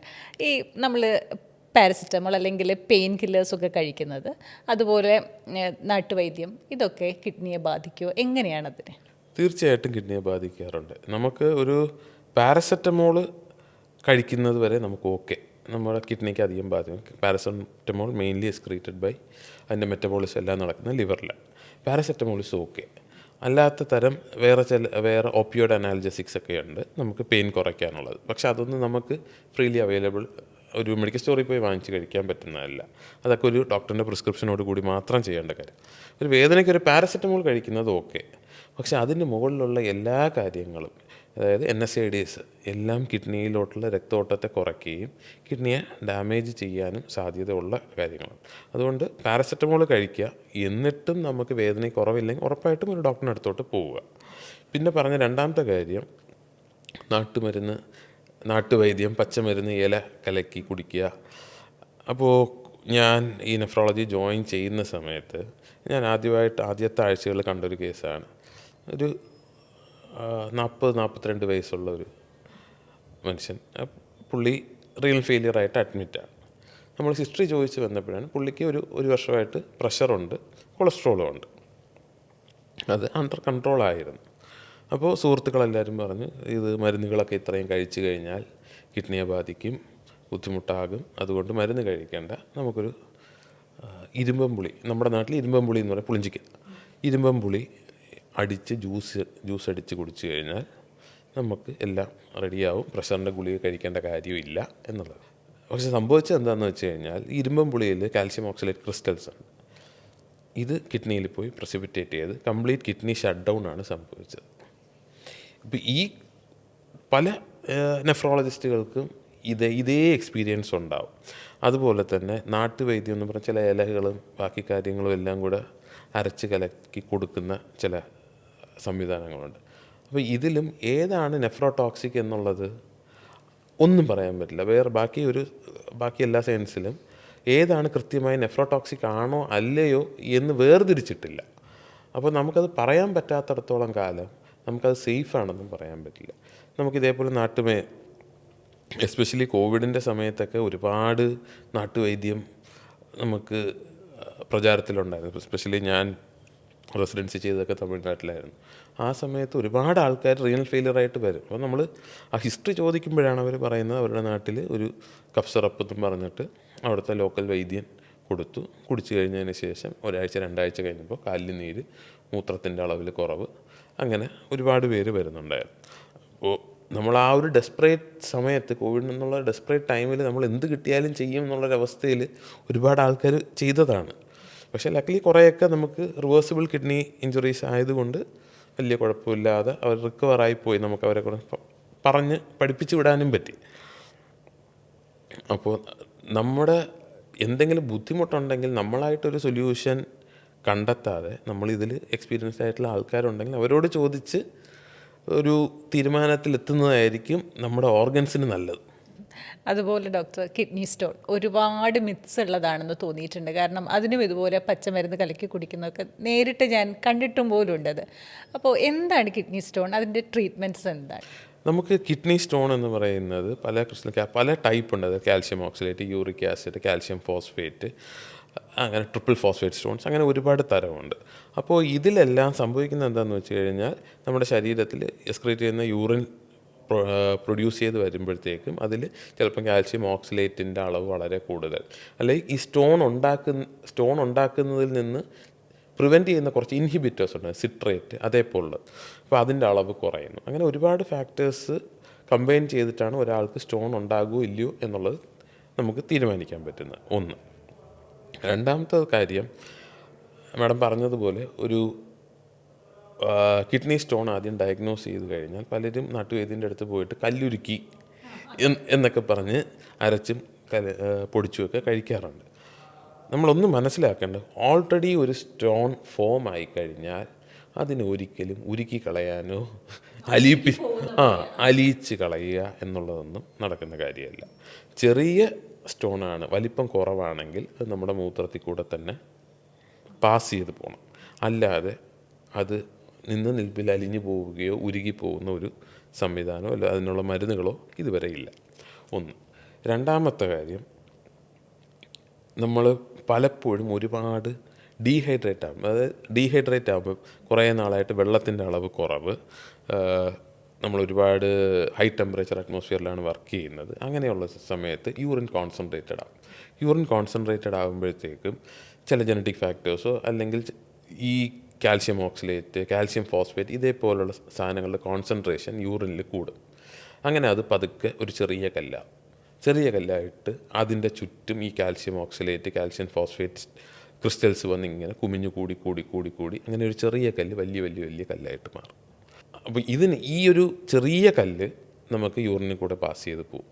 പക്ഷെ വലിയ കല്ലുകൾ പാസ് ചെയ്ത് പോകില്ല. ഈ വലിയ കല്ല് പാസ് ചെയ്ത് പോകാത്തപ്പോഴാണ് നമുക്ക് കിഡ്നി ഫെയിലിയറും ഇഷ്യൂസും ഒബ്സ്ട്രക്ഷനും ഇഷ്യൂസും വരുന്നത്. അപ്പോൾ ഇതിനെ തടയാൻ എന്ത് പറ്റും? നല്ലോണം വെള്ളം കുടിക്കണം. ഏകദേശം ഒരു ദിവസം 2.5 ലിറ്റർ തൊട്ട് 3 ലിറ്ററിന് അടുപ്പിച്ച് വരെ 2.5 ലിറ്റർ തൊട്ട് 3 ലിറ്ററിന് അടുപ്പിച്ച് വരെ വെള്ളം കുടിച്ചു കഴിഞ്ഞാൽ നമുക്ക് യൂറിനിലുള്ള ഈ മെറ്റീരിയൽസിൻ്റെ കോൺസെൻട്രേഷൻ കുറയ്ക്കാൻ പറ്റും. ഒരുപാട് 3 ലിറ്ററിൻ്റെ അപ്പുറം ഒന്നും പോകേണ്ട കാര്യമില്ല. ഇത് 3 ലിറ്ററിൻ്റെ ഒരു താഴെ മതി. അതിനുള്ളിൽ നിന്ന് കഴിഞ്ഞാൽ തന്നെ നമുക്ക് ഇത് യൂറിനിൽ ഈ മെറ്റീരിയൽസിൻ്റെ കോൺസെൻട്രേഷൻ കുറയ്ക്കാൻ പറ്റും. അങ്ങനെ ആകുമ്പോഴത്തേക്കും നമുക്ക് ഈ സ്റ്റോൺ വലുതാകിൽ നിന്ന് തടയാം. ഒന്ന്, ഇത് സാധാരണ ഓൾറെഡി ഫോം ചെയ്ത മൈക്രോസ്കോപ്പിക് അല്ലെങ്കിൽ ഒരു ചെറിയ കല്ലുകളൊക്കെ ആണെങ്കിൽ അത് യൂറിൻ പാസ് ചെയ്ത് പോകും. രണ്ടാമത് നമ്മുടെ പഠനങ്ങൾ തെളിയിച്ചിട്ടുള്ളത് സോഡിയം, അതായത് ഉപ്പിൻ്റെ അളവ്, സോഡിയം ക്ലോറൈഡ്. ഒരുപാട് ഉപ്പ് എടുക്കുന്നവർക്കും സോഡിയത്തിൻ്റെ ലെവൽ യൂറിനിൽ കൂടിക്കഴിഞ്ഞാൽ കല്ല് ഫോർമേഷന് അതിൻ്റെ സാധ്യത കൂട്ടാനുള്ള ചില കണ്ടീഷൻസുണ്ട്. അങ്ങനെ ആകുമ്പോഴത്തേക്കും ഉപ്പിൻ്റെ അളവ് ഒന്ന് കുറയ്ക്കുക, നല്ലവണ്ണം വെള്ളം കുടിക്കുക. ഈ 2 കാര്യങ്ങളും ചെയ്താൽ തന്നെ നമുക്ക് ഒരു പരിധി വരെ നമുക്ക് യൂറിൻ സ്റ്റോണിൻ്റെ ഇഷ്യൂസ് ഒഴിവാക്കി മുന്നോട്ട് പോകാൻ പറ്റും. പക്ഷേ ചില കൂട്ടരുണ്ട്, അതായത് ജനറ്റിക് കോസസ് ഉണ്ട്. ആ കോസസ് ഉള്ളവർക്ക് നമ്മൾ ഇവാലുവേറ്റ് ചെയ്യണം. എന്തുകൊണ്ടാണ് ഇവർക്ക് വീണ്ടും വീണ്ടും സ്റ്റോൺ ഫോം ചെയ്യുന്നത്? അത് കുറേ ജനറ്റിക് കോസസ് ഉണ്ടാകും. ഫാമിലി ഹിസ്റ്ററി, അതായത് അവരുടെ അച്ഛനോ അമ്മയ്ക്കോ അല്ലെങ്കിൽ സഹോദരങ്ങൾക്കോ ഇതേപോലെ യൂറിനിൽ സ്റ്റോൺ ഫോർമേഷൻ കൂടുതലുള്ള ഒരു ടെൻഡൻസിയാണ്. അങ്ങനെയുള്ളവർക്ക് നമ്മൾ സ്പെഷ്യൽ പ്രിക്കോഷൻസ് എടുക്കണം. അവർ സ്ഥിരം കൃത്യമായ അളവിൽ വെള്ളം കുടിക്കുന്നുണ്ടോ എന്നുള്ളത് ഉറപ്പ് വരുത്തണം. ഒന്ന്, ജനറ്റിക് റീസൺസ് ആണെങ്കിൽ ചില സമയങ്ങളിൽ ഇത് ഫൈനലി കിഡ്നി ഫെയിലിയറിലോട്ട് പോകാനുള്ള സാധ്യത ഉണ്ടെന്ന് പറയുമ്പോൾ നമ്മൾ അവരുമായിട്ടുള്ള ഫോളോ അപ്പ് കുറച്ചും കൂടെ കുറേ കൂടെ ശ്രദ്ധിക്കും. 2 മാസം കൂടുമ്പോഴത്തേക്കും ക്രിയാറ്റിൻ എടുത്ത് നോക്കുക, അല്ലെങ്കിൽ മൂത്രത്തിൻ്റെ അളവ് എങ്ങനെയെന്ന് നോക്കുക. ജസ്റ്റ് റുട്ടീൻ ചെക്കപ്സ് മതി. അല്ലെങ്കിൽ 6 മാസം കൂടുമ്പോൾ ഇത് അൾട്രാസൗണ്ട് എടുത്ത് നോക്കുക. അൾട്രാസൗണ്ട് എടുത്ത് നോക്കുമ്പോഴത്തേക്കും ആ സ്റ്റോണിൻ്റെ വലിപ്പം കൂടുന്നുണ്ടോ കുറയുന്നുണ്ടോ, അല്ലെങ്കിൽ അത് പാസ് ചെയ്ത് പോയോ. നമ്മൾ ഓൾറെഡി ഫോം ചെയ്ത സ്റ്റോണിൻ്റെ വലിപ്പം കുറയ്ക്കാൻ പാടാണ്, പക്ഷേ ആ സ്റ്റോൺ പാസ് ചെയ്ത് പോയോ, ഇത്തരമുള്ള റുട്ടീൻ ചെക്കപ്സ് നമുക്ക് കൂട്ടി നിർത്താൻ പറ്റും. അപ്പം ഇത്രയും കാര്യങ്ങളാണ് നമ്മൾ കിഡ്നി സ്റ്റോൺ ഫോർമേഷനിൽ നിന്ന് നമുക്ക് ബുദ്ധിമുട്ടില്ലാതെ കാര്യങ്ങൾ കൊണ്ടുപോകാൻ പറ്റുന്നത്. എല്ലാ സമയത്തും നമുക്ക് ഒരു ബുദ്ധിമുട്ടും ഇല്ലാതെ കൊണ്ടുപോകാൻ പറ്റില്ല. ചില സമയത്ത് സ്റ്റോൺ വലുതാണെങ്കിൽ യൂറിറ്ററിൽ കൂടെ പാസ് ചെയ്ത് വരുമ്പോഴത്തേക്കും പെയിൻ ഉണ്ടാകും, കിഡ്നി ഫെയിലിയർ ഉണ്ടാകും. ആ സമയത്ത് നമ്മൾ എമർജൻസി സർജറീസ് ചെയ്തോ ഒരു സ്റ്റെൻറ്റ് ചെയ്തോ നമുക്ക് സ്റ്റോൺ റിമൂവ് ചെയ്ത് കഴിഞ്ഞാൽ കിഡ്നി ഫങ്ഷൻ തിരികെ നമുക്ക് പഴയതുപോലെ ആക്കാനും പറ്റും. ഡോക്ടർ, അതുപോലെ തന്നെ എന്താണ് കോമൺ സിംറ്റംസ് എന്തൊക്കെയാണ് കാണിക്കുക? വേദന തന്നെയാണ് നമുക്ക് സിംറ്റമായിട്ട് കാണിക്കുന്ന ഏറ്റവും പ്രധാനപ്പെട്ടത് വേദന തന്നെ. ചിലപ്പോൾ നടുവേദനയായിരിക്കും, ചിലപ്പോൾ നടുവിൻ്റെ ഭാഗത്തുനിന്ന് മുന്നിലോട്ട് ഇറങ്ങി വരുന്ന വേദന പോലെ ഉണ്ടാകും. ആ സൈറ്റ് ഓഫ് പെയിൻ എന്ന് പറയുന്നത് depends on the site of the stone. അതായത് ആ സ്റ്റോൺ കിഡ്നിയുടെ പുറത്ത് ഇറങ്ങി തുടങ്ങി, അങ്ങനെയാകുമ്പോൾ വേദന ഒരു സൈഡ്, പതുക്കെ താഴോട്ട് വന്നു തുടങ്ങിക്കഴിഞ്ഞാൽ വേദന വയറിലോട്ട് വരും. പിന്നെയും താഴോട്ട് വന്നു കഴിഞ്ഞാൽ നമ്മുടെ ഗ്രോയിൻ ഭാഗത്തോട്ടൊക്കെ പോകും വേദന. അതിനനുസരിച്ച് സ്റ്റോൺ എവിടെയാണോ നിൽക്കുന്നത് അതിനനുസരിച്ചായിരിക്കും വേദനയുടെ പൊസിഷനും മാറി മാറി വരും. അത് ഉണ്ട്. പിന്നെ രണ്ടാമത് വേറൊരെണ്ണതുള്ളത്, ഒരുപാട് ഞാൻ നേരത്തെ പറഞ്ഞ പോലെ പോകുമ്പോൾ ചുവപ്പ് കളറായിട്ട് പോകും, രക്താണുക്കൾ പോകും. അത് ആ സ്റ്റോൺ ഇറങ്ങി വരുന്ന സമയത്ത് ഈ യൂറീറ്ററിൻ്റെ വാൾസിലുണ്ടാക്കുന്ന ചെറിയ ചെറിയ മുറിവുകൾ നമുക്കിങ്ങനെ മൂത്രത്തിൽ രക്തമായിട്ട് പോകാൻ സാധ്യതയുണ്ട്. അപ്പോൾ ഈ കണ്ടീഷൻസാണ് നമ്മൾ കോമൺ ആയിട്ട് നമ്മൾ കാണുന്നത്. അപ്പോൾ ഇങ്ങനെയുള്ള ആൾക്കാരിൽ നമ്മൾ കുറച്ചധികം ശ്രദ്ധിക്കണം. ഇതൊക്കെ നമുക്ക് കിഡ്നിയുടെ പെർമനൻറ്റ് ഡാമേജ് പോകുന്നതിന് മുമ്പ് തന്നെ നമുക്ക് ബാക്ക് ടു നോർമൽ ആക്കി എടുക്കാൻ പറ്റുന്ന ഒരുപാട് പ്രൊസീജിയേഴ്സും ട്രീറ്റ്മെൻറ്റ് പ്രോട്ടോകോൾസും എല്ലാം ഉണ്ട്. അപ്പോൾ അതിനനുസരിച്ച് ശ്രദ്ധിച്ചു കഴിഞ്ഞാൽ കിഡ്നി ഫങ്ഷൻ എന്ന് പറയുന്നത് നമുക്ക് നിലനിർത്തി കൊണ്ടുപോകാൻ പറ്റും. ഡോക്ടർ, അതുപോലെ കേട്ടിട്ടുണ്ട് യൂറിക് ആസിഡ് കിഡ്നിക്ക് വില്ലനാണോ? യൂറിക് ആസിഡ് കിഡ്നിക്ക് വില്ലനാണ്. അതായത് ഒരു പരിധി കൂടുതൽ ഹൈപ്പർ യൂറിസീമിയ എപ്പോഴും ഒരു കിഡ്നി ഫെയിലിയറിന്, ഓൾറെഡി ഉള്ള കിഡ്നി ഫെയിലിയറിനെ അല്ലെങ്കിൽ പുതുതായിട്ട് ഉണ്ടാകുന്ന കിഡ്നി ഫെയിലിയേഴ്സ്, ഫോർ എക്സാമ്പിൾ ഞാൻ പറയാം, നമുക്ക് കിഡ്നിക്ക് ഒരു ക്രിയാറ്റിൻ മേ ബി അറൗണ്ട് ഒരു 1.5-2 നമ്മൾ അതിനർത്ഥം കിഡ്നിയുടെ എക്സ്ക്രീറ്ററി ഫങ്ഷൻ കുറയുന്നു. എക്സ്ക്രീറ്ററി ഫങ്ഷൻ കുറഞ്ഞു കഴിഞ്ഞാൽ നമുക്ക് സ്വാഭാവികമായും യൂറിക് ആസിഡ് ലെവൽസ് ശരീരത്തിൽ കുറച്ച് കൂടും. അപ്പോൾ അത് സ്വാഭാവികമായിട്ടുള്ള വ്യത്യാസമാണ്. അതിന് എല്ലായ്പ്പോഴും മരുന്ന് കഴിക്കണമെന്ന് നിർബന്ധമില്ല. അതായത് യൂറിക് ആസിഡ് കുറയ്ക്കാനുള്ള മരുന്ന് കഴിക്കണമെന്ന് നിർബന്ധമില്ല. പക്ഷേ ചില കണ്ടീഷൻസ് ഉണ്ട്, ബ്ലഡ് ടോക്സിസിറ്റി, അതല്ലാതെ തന്നെ വേറെ ജനറ്റിക്കായിട്ട് കുറച്ചധികം കോസസ് ഉണ്ട്. അപ്പോൾ അതിലെല്ലാം uric acid it self will cause real failure. അപ്പോൾ 2 രീതിയിലും എടുക്കാം. അത് ഏത് രീതിയിൽ എടുക്കണം എന്നുള്ളത് ഒരു നെഫ്രോളജിസ്റ്റിൻ്റെ അടുത്ത് പോയാൽ മാത്രമേ നമുക്ക് അതിൻ്റെ ട്രീറ്റ്മെൻറ്റ് വേണോ വേണ്ടയോ എന്നുള്ളത് തീരുമാനിച്ച് മുന്നോട്ട് പോകാൻ പറ്റും. പക്ഷേ ഡെഫിനറ്റ്ലി ഒരു ലെവലിനപ്പുറമുള്ള യൂറിക് ആസിഡ് ലെവൽസ് എപ്പോഴും കിഡ്നിയെ ഡാമേജ് ചെയ്യാനുള്ള സാധ്യതയുണ്ട്. ഓക്കെ ഡോക്ടർ, അതുപോലെ പറഞ്ഞു കേട്ടപ്പോഴാണ് നമ്മൾ ഈ ഗ്ലോയിങ് സ്കിന്നിൻ്റെ ഭാഗമായിട്ടും ഈ സ്കിൻ ഹെൽത്തിൻ്റെ ഭാഗമായിട്ടൊക്കെ ഒരുപാട് വെള്ളം കുടിക്കുന്ന കണ്ടിട്ടുണ്ട്. അപ്പോൾ ഈ അമിതമായി വെള്ളം കുടിക്കുന്നതും കിഡ്നിക്ക് ഭാരമാണോ? ഞാൻ നേരത്തെ പറഞ്ഞ പോലെ എല്ലാം കറക്റ്റ് അളവിലാണെങ്കിൽ ഓക്കെ. നമ്മളിപ്പോൾ അമിതമായി വെള്ളം കുടിക്കുമ്പോൾ കിഡ്നി എന്താ ചെയ്യുന്നത്? നമുക്ക് കിഡ്നി വീണ്ടും എക്സ്ട്രാ വർക്ക് ചെയ്യും. ഈ എക്സ്ട്രാ വർക്ക് ചെയ്ത് ഇതിനെ എക്സ്ക്രീറ്റ് ചെയ്ത് കളയാൻ നോക്കും. ഈ കിഡ്നിയുടെ എക്സ്ട്രാ വർക്ക് ലോഡാണ്. ഇപ്പോൾ 1-2 ദിവസമാണെങ്കിൽ ഓക്കെ, പക്ഷേ കാലങ്ങളായിട്ട് ഇത് തന്നെ പിന്തുടർന്ന് പോവുകയാണെങ്കിൽ അത് കിഡ്നി എനിക്കിനി ജോലി ചെയ്യാൻ വയ്യ എന്നുള്ളൊരവസ്ഥ നമ്മളെ കാണിക്കും. അപ്പോൾ എപ്പോഴും ഒരു വെള്ളത്തിൻ്റെ അളവിലാണെങ്കിൽ പോലും at least 2.5 to around 3 liters is okay. അതിൻ്റെ മുകളിൽ കണ്ടിന്യൂസ് ആയിട്ട് ഇങ്ങനെ കുടിച്ചുകൊണ്ടിരിക്കുന്നത് കിഡ്നിക്കൊരു ഭാരം തന്നെയാണ്. അതുകൊണ്ട് നല്ലോണം വെള്ളം കുടിച്ചു കഴിഞ്ഞാൽ കിഡ്നിയുടെ അസുഖമൊന്നും വരില്ല എന്ന് പറഞ്ഞിട്ട് 3, 4, 5 ലിറ്റർ കുടിക്കുന്ന ആൾക്കാരുണ്ട്. 3 4, 5 ലിറ്റർ കുടിക്കുന്ന ആൾക്കാർ അത് നമ്മളെപ്പോഴും ശ്രദ്ധിക്കണം. അത്രയും വെള്ളത്തിൻ്റെ ആവശ്യം നമ്മുടെ ശരീരത്തിന് ഇല്ല. അതുപോലെ ഡോക്ടർ, ഈ ഡോക്ടേഴ്സ് പ്രിസ്ക്രൈബ് ചെയ്യാതെ തന്നെ ഈ ബോൺ ഹെൽത്തിനായിട്ടൊക്കെ കാൽസ്യം ടാബ്ലറ്റ്സ് എടുക്കുന്ന കണ്ടിട്ടുണ്ട്. അത് എത്ര നാൾ വരെ നമുക്ക് എടുക്കാം, അല്ലെങ്കിൽ അത് നല്ലതാണോ? നമുക്ക് കാൽസ്യം ടാബ്ലറ്റ്സിൻ്റെ കാര്യം പറയുകയാണെങ്കിൽ നമ്മൾ എപ്പോഴും ശ്രദ്ധിക്കണം, നമ്മുടെ വൈറ്റമിൻ ഡി ലെവൽസ് ആദ്യം നോക്കും, കറക്റ്റാണോ എന്ന് നോക്കും. വൈറ്റമിൻ ഡി ലെവൽ കുറവാണെങ്കിൽ നമ്മൾ വൈറ്റമിൻ ഡി സപ്ലിമെൻറ്റ് ചെയ്യും. അതിൻ്റെ റുട്ടീൻസ്, അതിൻ്റെ ലെവൽസിനനുസരിച്ച് ചിലപ്പോൾ തുടക്കത്തിൽ വീക്ക്ലി വൺസ് ആയിരിക്കും, അത് കഴിഞ്ഞ് മന്ത്ലി വൺസിലോട്ട് മാറ്റും. അത് കഴിഞ്ഞ് വൈറ്റമിൻ ഡി ലെവൽസ് നോർമലായി കഴിഞ്ഞാൽ നമ്മൾ ആ ഗുളിക നിർത്തും. അനന്തമായിട്ട് ഈ കാൽസ്യം ടാബ്ലറ്റ് എടുത്തുകൊണ്ട് പോകുന്നത് ശരിയല്ല. കാരണം ഹൈപ്പർ കാൽസീമിയ, അതായത് ഒരുപാട് കാൽസ്യം ടാബ്ലറ്റ്സ് ഹൈ ലെവൽസ് കഴിക്കുമ്പോൾ തന്നെ കിഡ്നിയിലോട്ടുള്ള രക്തഓട്ടക്കുറവ് വരും. അതായത് കിഡ്നിക്ക് നമ്മുടെ മെയിൻ ആർട്ടറീസിന് കംപ്രഷൻ വരും, ഒരു സ്പാസം വരും. സ്പാസം വന്നു കഴിഞ്ഞാൽ കിഡ്നിയിലോട്ടുള്ള രക്തോട്ടം കുറഞ്ഞിട്ട് വീണ്ടും കിഡ്നി ഫെയിലിയർ വരാനുള്ള സാധ്യതയുണ്ട്. ഒന്ന്.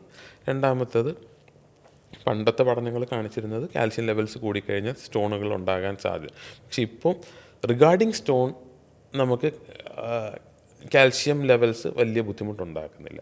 പക്ഷേ എന്നിരുന്നാലും ഒരു പരിധിക്കപ്പുറം കാൽസ്യം ടാബ്ലറ്റ്സ് ഇങ്ങനെ കഴിച്ചു ഒരു പ്രിസ്ക്രിപ്ഷനും ഇല്ലാതെയോ അല്ലെങ്കിൽ എല്ലാത്തിനും ഒരു ലെവൽസ് ഉണ്ട്.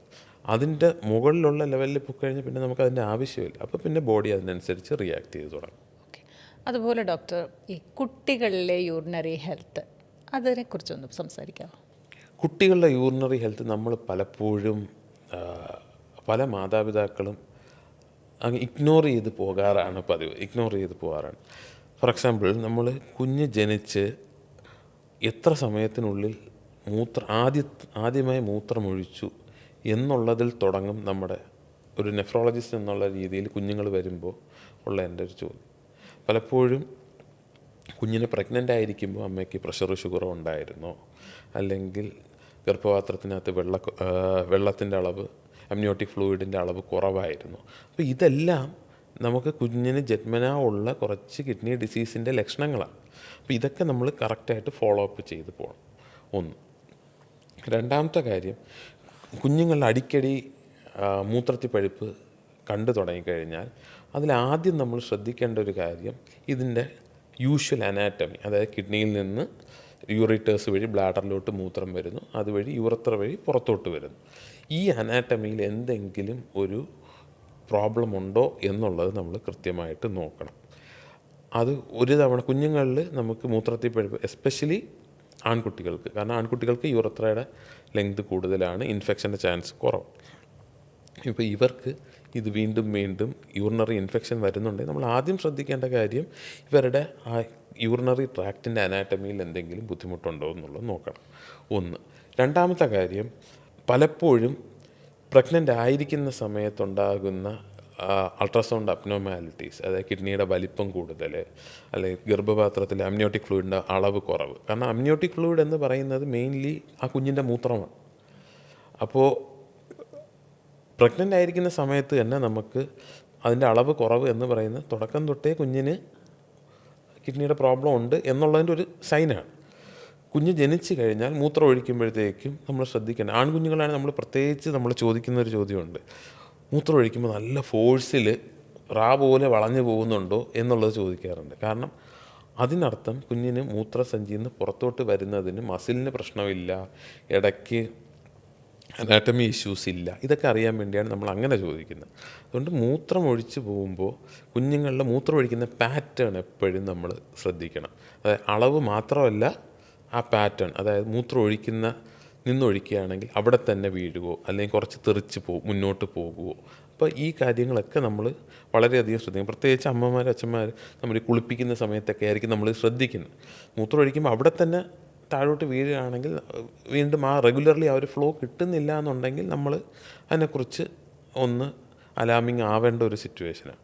അപ്പോൾ അങ്ങനെയുള്ള സമയത്താണ് എന്തായാലും നിർബന്ധമായും ഡോക്ടറെ കാണിക്കുന്നത്. ഡോക്ടറെ കാണിക്കുമ്പോൾ കുഞ്ഞുങ്ങളായതുകൊണ്ട് ചിലപ്പോൾ ക്രിയാറ്റിൻ ലെവൽസൊക്കെ വ്യത്യാസം, അല്ലെങ്കിൽ ചിലപ്പോൾ നോർമലായിരിക്കാം. പക്ഷേ അനാറ്റമി പ്രശ്നമുണ്ടോ ഇല്ലയോ എന്നറിയാൻ വേണ്ടി നമുക്ക് മൾട്ടിപ്പിൾ സ്കാൻസോ അല്ലെങ്കിൽ MCU പോലുള്ള എക്സ്റേസൊക്കെ എടുത്ത് നോക്കേണ്ടി വരും.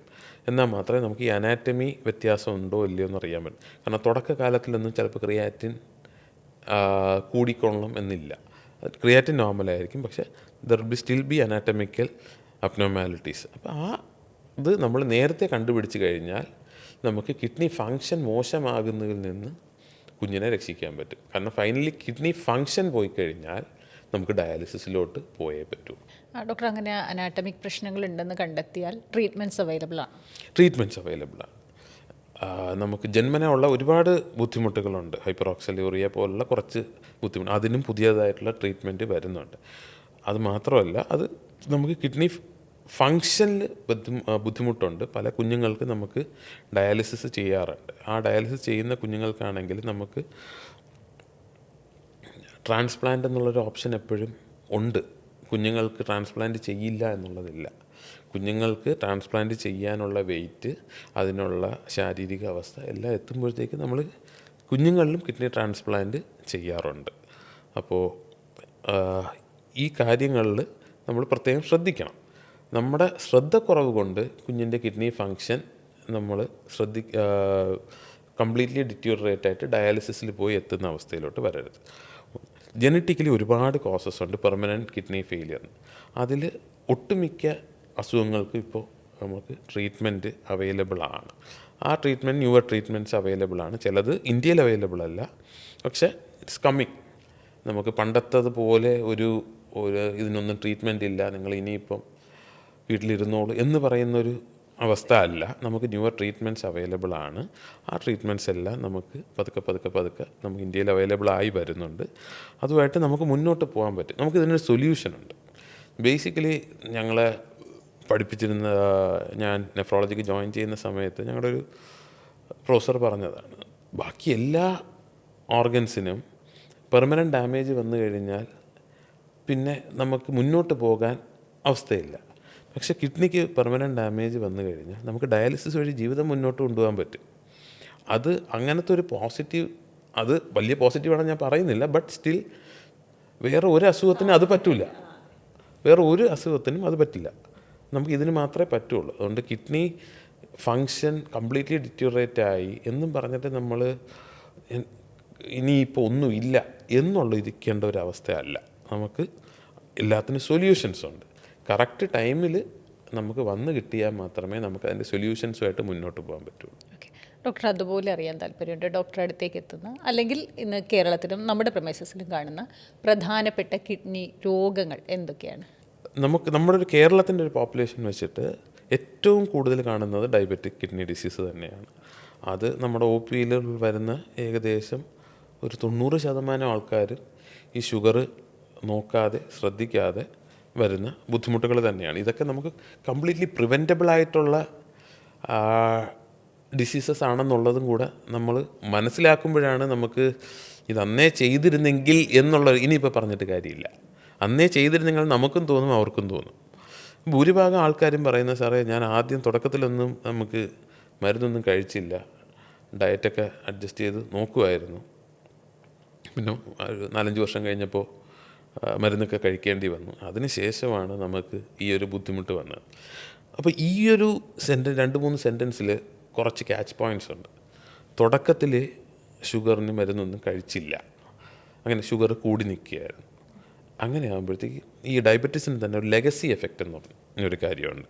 അതായത് ഡയബറ്റീസ് സ്റ്റാർട്ട് ചെയ്തു, തുടക്കകാലത്തിൽ നമ്മൾ ഷുഗർ അൺകൺട്രോൾഡായിട്ട് നിൽക്കുകയാണെങ്കിൽ ഡയബറ്റീസിൻ്റെ മൈക്രോ ആൻഡ് മാക്രോവാസ്കുലർ കോംപ്ലിക്കേഷൻസ് ഉണ്ട്. മാക്രോവാസ്കുലർ കോംപ്ലിക്കേഷൻ എന്ന് വെച്ചാൽ കൊറോണറി ആർട്ടറി ഡിസീസ്, സ്ട്രോക്ക്, നമ്മുടെ കാലിലോട്ടുള്ള പെരിഫറൽ ഒക്ലൂസീവ് ആർട്ടറി ഡിസീസ്, അതായത് നമ്മുടെ കാലിന് കയ്യിലോട്ടുള്ള രക്തോട്ടക്കുറവ്.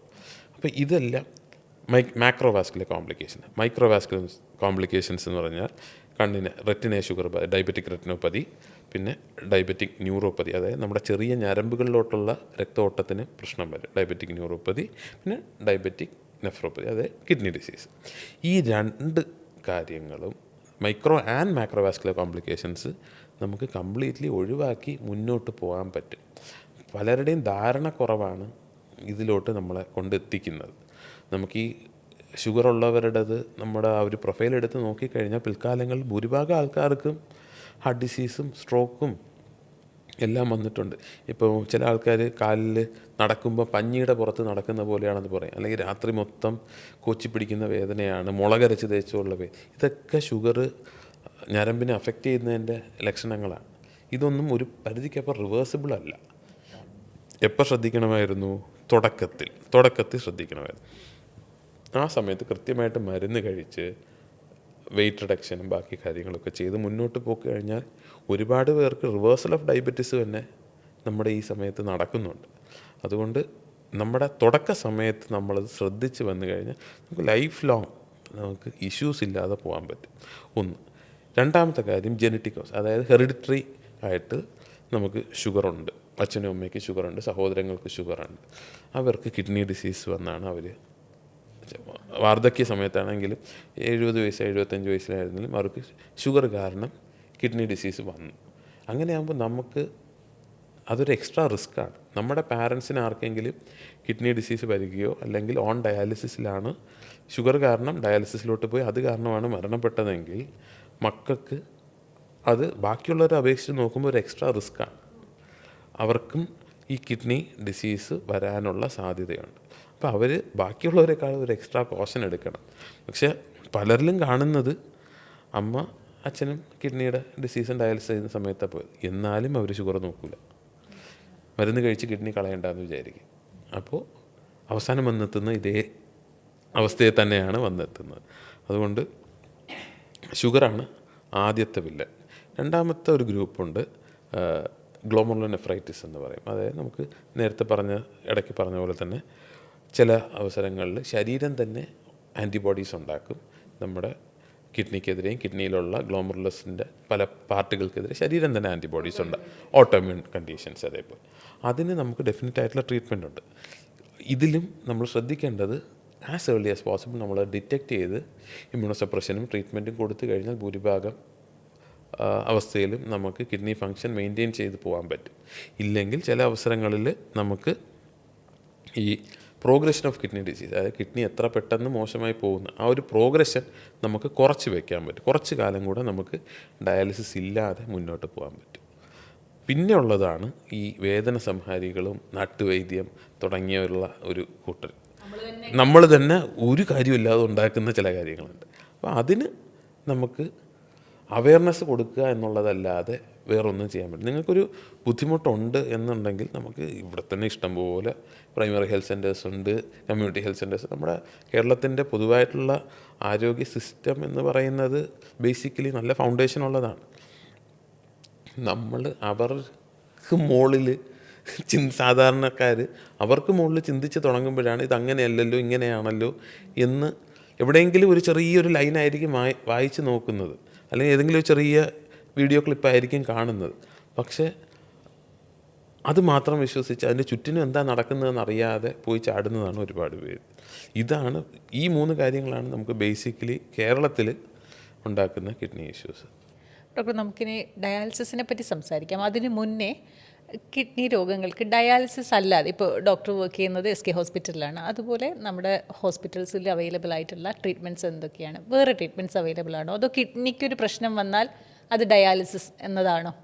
അത് നമുക്ക് അങ്ങനെ പറയാൻ പറ്റില്ല. കാരണം കിഡ്നി ഡിസീസിനെ തന്നെ രണ്ടായിട്ട് നമ്മൾ തിരിക്കും. അതായത് അക്യൂട്ട് കിഡ്നി ഇഞ്ചുറി അല്ലെങ്കിൽ ക്രോണിക് കിഡ്നി ഡിസീസ്.